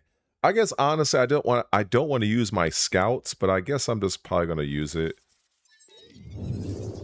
That's the reason why I've been like walking around.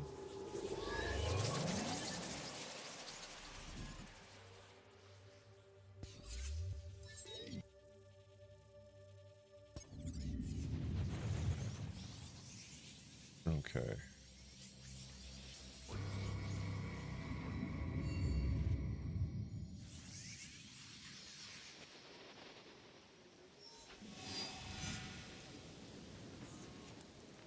Oh.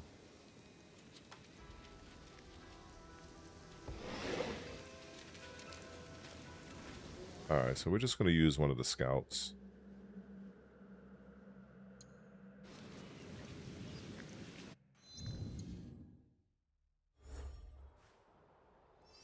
I have a feeling it's around here. Oh, I messed up. Hold up. So we get used to the... Okay, get rid of that. Oh, I wasted it. Shit.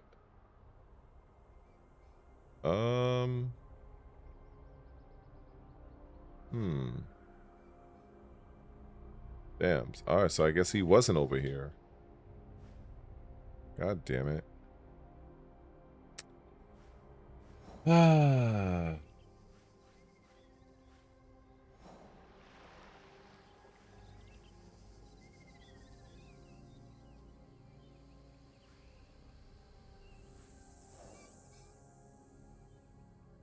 Oh, the search continues, I guess.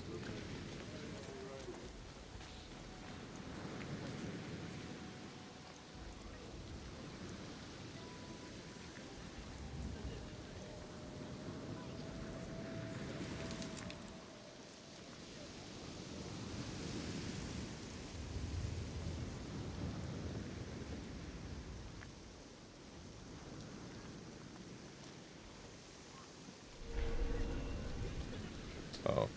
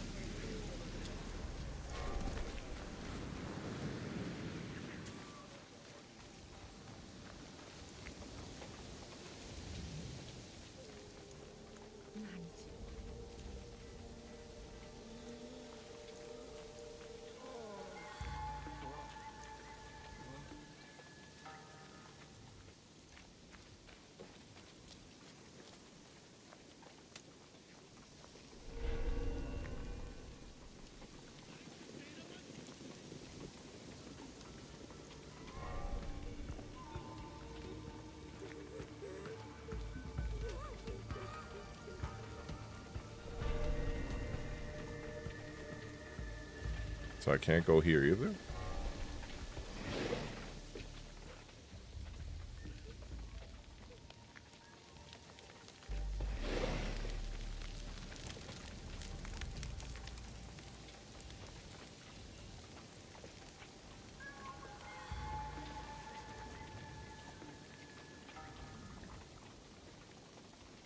Are you lost?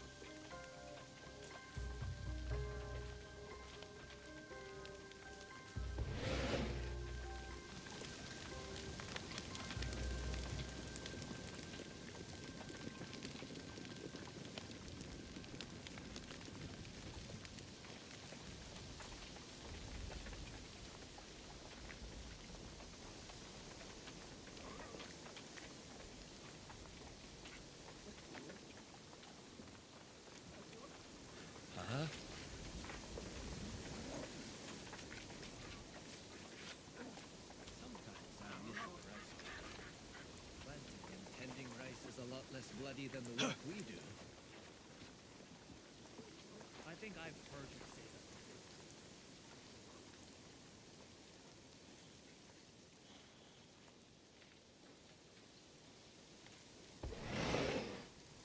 that. Oh, what in the world? What, is he taking a dump?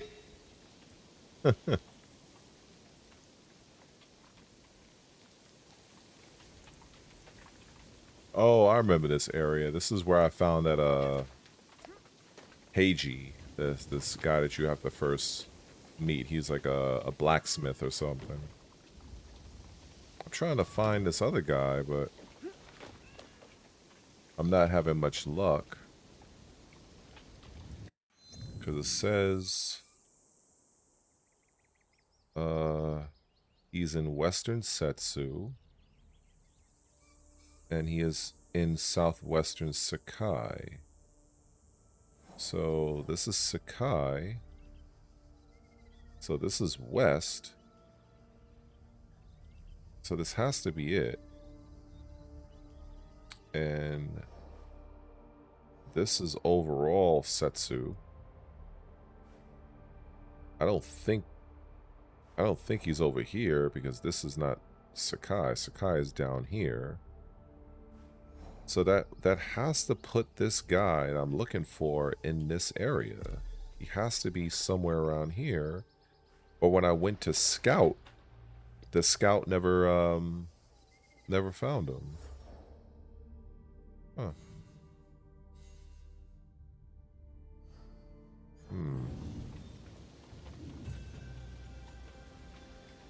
I'll try it again. I have nothing but time.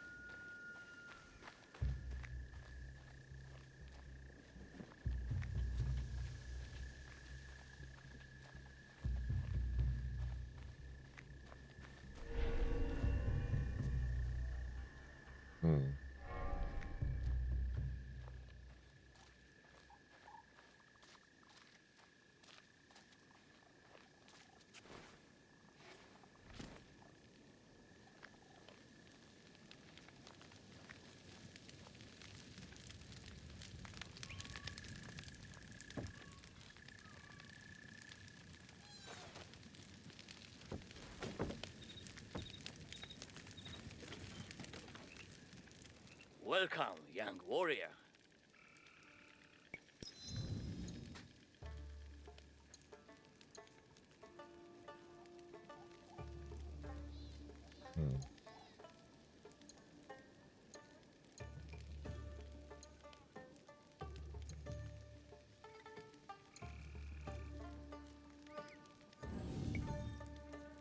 I don't know. But Farewell, young warrior. this is not the worst game to get lost in. I mean, the game looks so amazing. This feels like I'm just taking a stroll. But I am still trying to find this particular guy. Oh. Alright.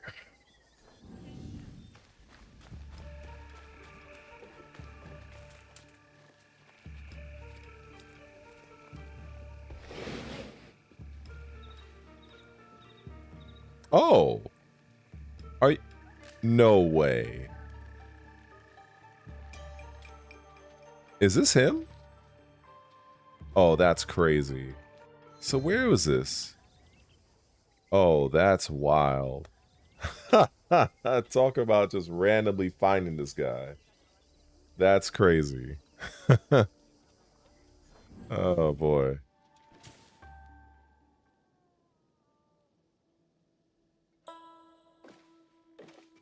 No one enters House Imai uninvited. Forgive my ignorance. I'm a trader and would like to speak with Master Sokyu. I'm told he knows everyone in Sakai.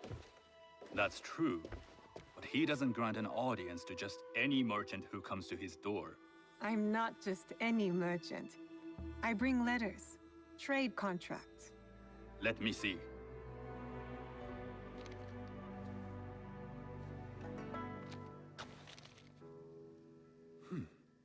Silver for Nagasaki. My father has some holdings and could help you with that. An order of Tanegashima Teppo. This bears the seal of Lord Nobunaga. You do know my father is his tea master? Of course. And that my father supplies Teppo for Lord Nobunaga's army. You're either very naive or incredibly bold.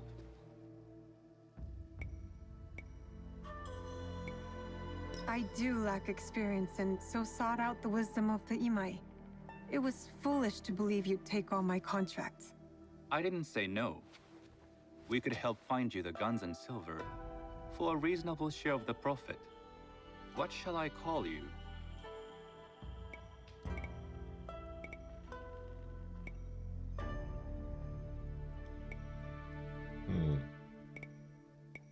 Sanuki. I am Sokun. Welcome to Sakai.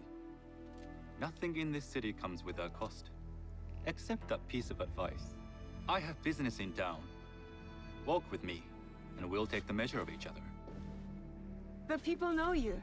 They know the Imai family. Are all tea masters so revered in Sakai? Only a few. But my father is much more than that. He would be first to tell you so. You do not respect your father? I do. It takes a smart man to rise as high as he. A hard man. I hope to have such steel in me when the family business is mine. And speaking of business, excuse me while I deal with a minor affair. Shota! You still owe us money. Imai Stokyu is displeased. These are hard times. You will have your money next week. Lord Nobunaga may be coming for a visit. He too would be annoyed by this inconvenience. You will have it tomorrow. You and your father know Lord Nobunaga personally? He is Lord Nobunaga's tea master. My father owes much of his fortune and influence to him. In return, we advocate for Lord Nobunaga in Sakai. I didn't think someone like Lord Nobunaga cared for culture. On the contrary, he takes the ceremony very seriously. He wishes to show his mastery on and off the field of battle. Some call him a tyrant. Not loudly. Some think his actions extreme. Others call them daring. But no one has united this warring land the way he has. You admire him? I respect his effectiveness. These are uncertain times. But the Imai clan will thrive, so long as Lord Nobunaga has power. Do you speak that tongue? Portuguese? A little. You can hear more and more of it spoken in our streets. It makes some nervous. That they might invade? That they take over our markets. We need to control the sea trade. That will be my legacy. This is my office.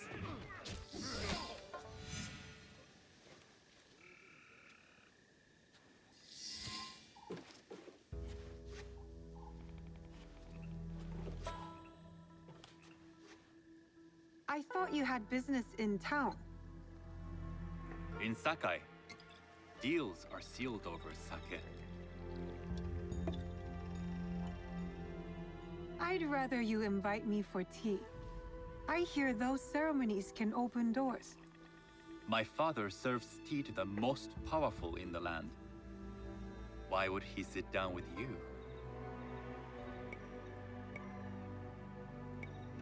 With the approval of House Imai, I'll bring in bigger, better contracts. To our mutual profit. That is exactly the degree of boldness one needs to survive and thrive in Sakai. Very well. I'll speak to my father. To success. There is one more thing I would ask. They say Sakai leads the teppo trade. I'd like to meet merchants of that sort, or even other women with an interest there. A gathering of women with an interest in teppo? That's worth proposing just to see his reaction. I'll ask him. Inform yourself on tea etiquette, then find yourself some more appropriate robes. A kosode, perhaps? Of course. These are my traveling clothes. Very good. Take the time you need to prepare, then return to House Imai. I wonder, if I would have had those clothes already, how would the dialogue kosode change? for the tea ceremony will be part of my disguise. I'll need to choose wisely.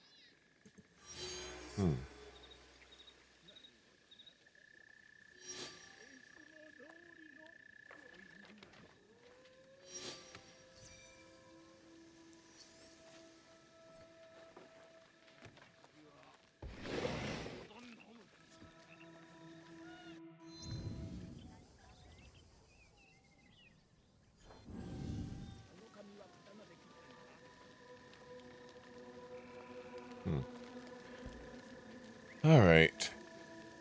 I think I'm gonna chill for now. And let me save.